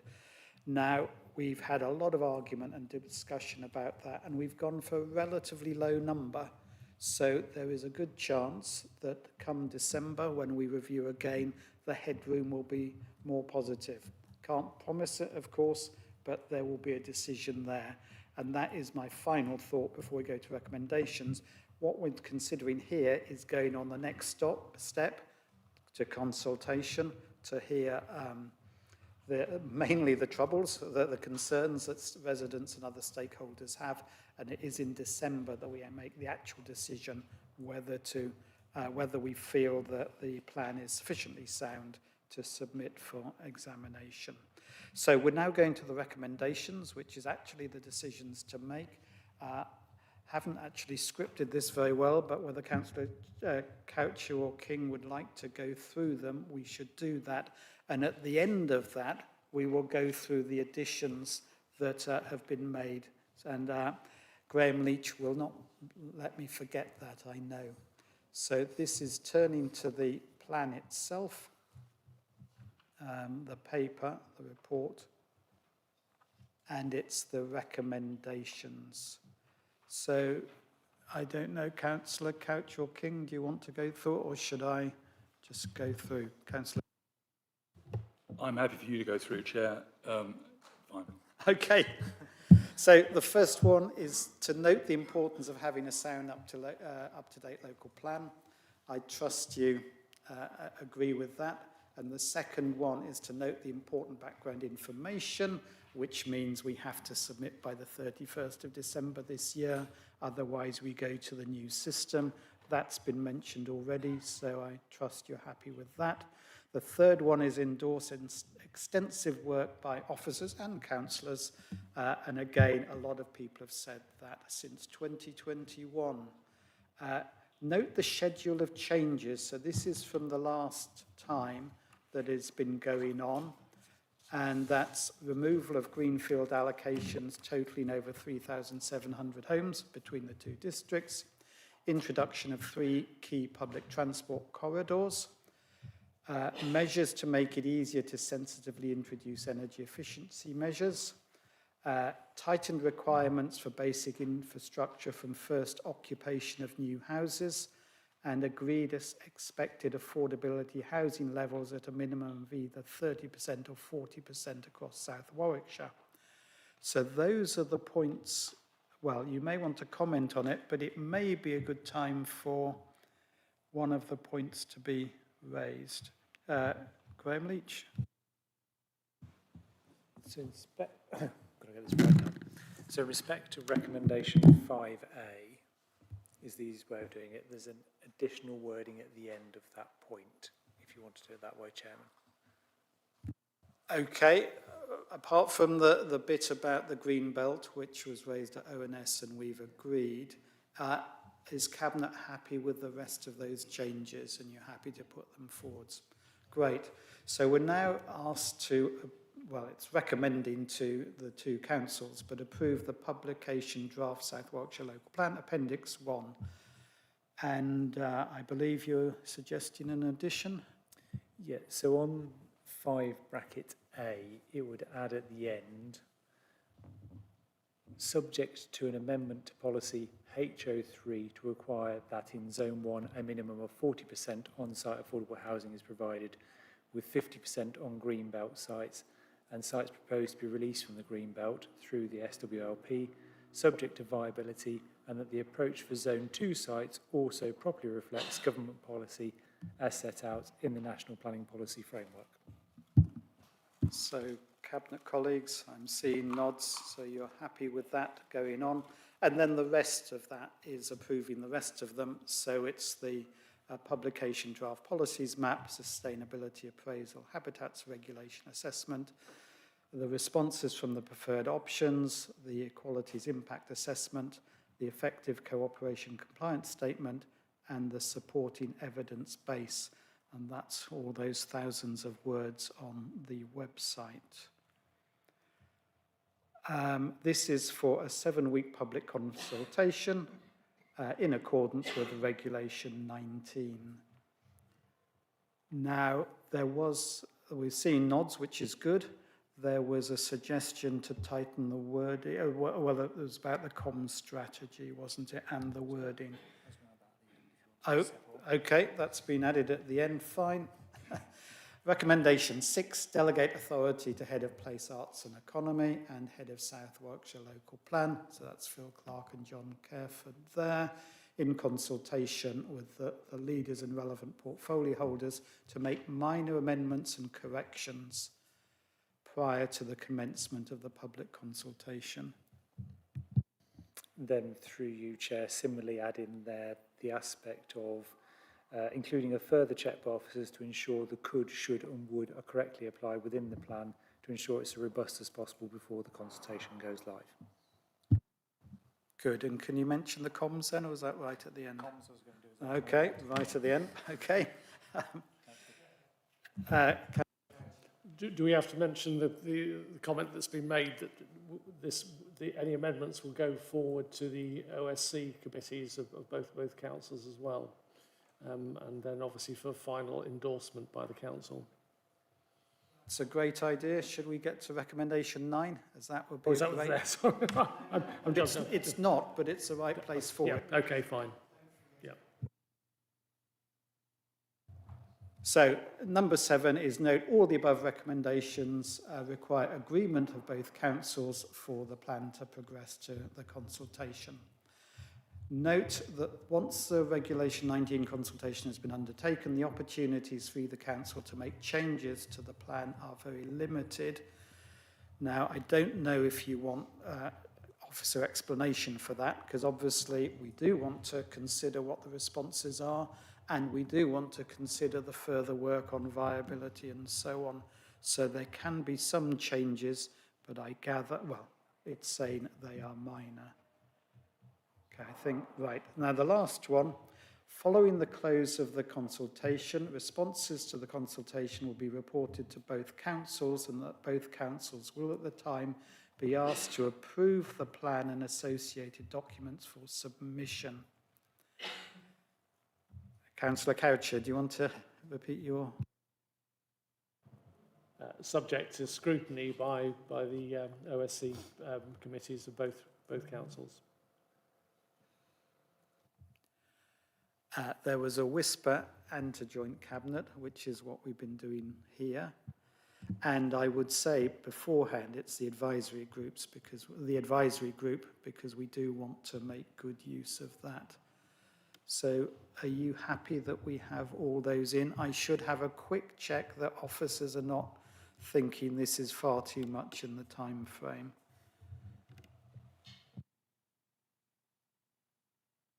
Officers look to be content. Just about. Graham Leach, have you got some words for us to...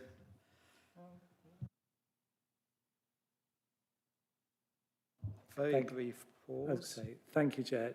Just through there, so essentially, after words reported to, I would add in South Warwickshire Local Plan Advisory Group, overview and scrutiny committees at both councils, the Joint Cabinet Committee, and both councils. So it's adding the words in there, just for clarity. People happy with that? Okay, I think that's it that we're, unless there's a key, quite a few things we're noting and we're getting done anyway, but those seem to be the ones that should be in the recommendations. Then through you, Chair, then the last one was the one about the consultation. And the words that I have in front of me were that the councils note they are required to ask prescribed questions to the Regulation 19 consultation by the inspectors with technical language which may be alien to many people. Therefore, officers and councillors are encouraged to work with community groups and the public to understand and access to prescribed questions so the public voice can be heard in a meaningful way. I'm hoping we have slightly different wording about this was to get the comms good, wasn't it? So ONS said that clear success criteria for the comms plan for Reg 19 are set out in advance. Would you, sorry to cut across, but would Cabinet members be happy that we use this wording? And obviously it's then up to officers to interpret it. That clear success criteria for the communications plan of the Reg 19 consultation are set out in advance.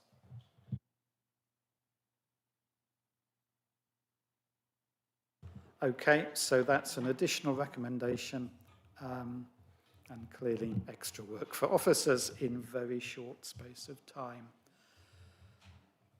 Okay, if I see no hands from Joint Cabinet, so I'm proposing from the Chair that we're approving these recommendations to go for the both councils tomorrow. Do I see a seconder? Thank you, Councillor Coucher. All those in favour? Thank you very much. That then leads us on to AOB, and I believe there is none, so I declare the meeting closed. Thank you.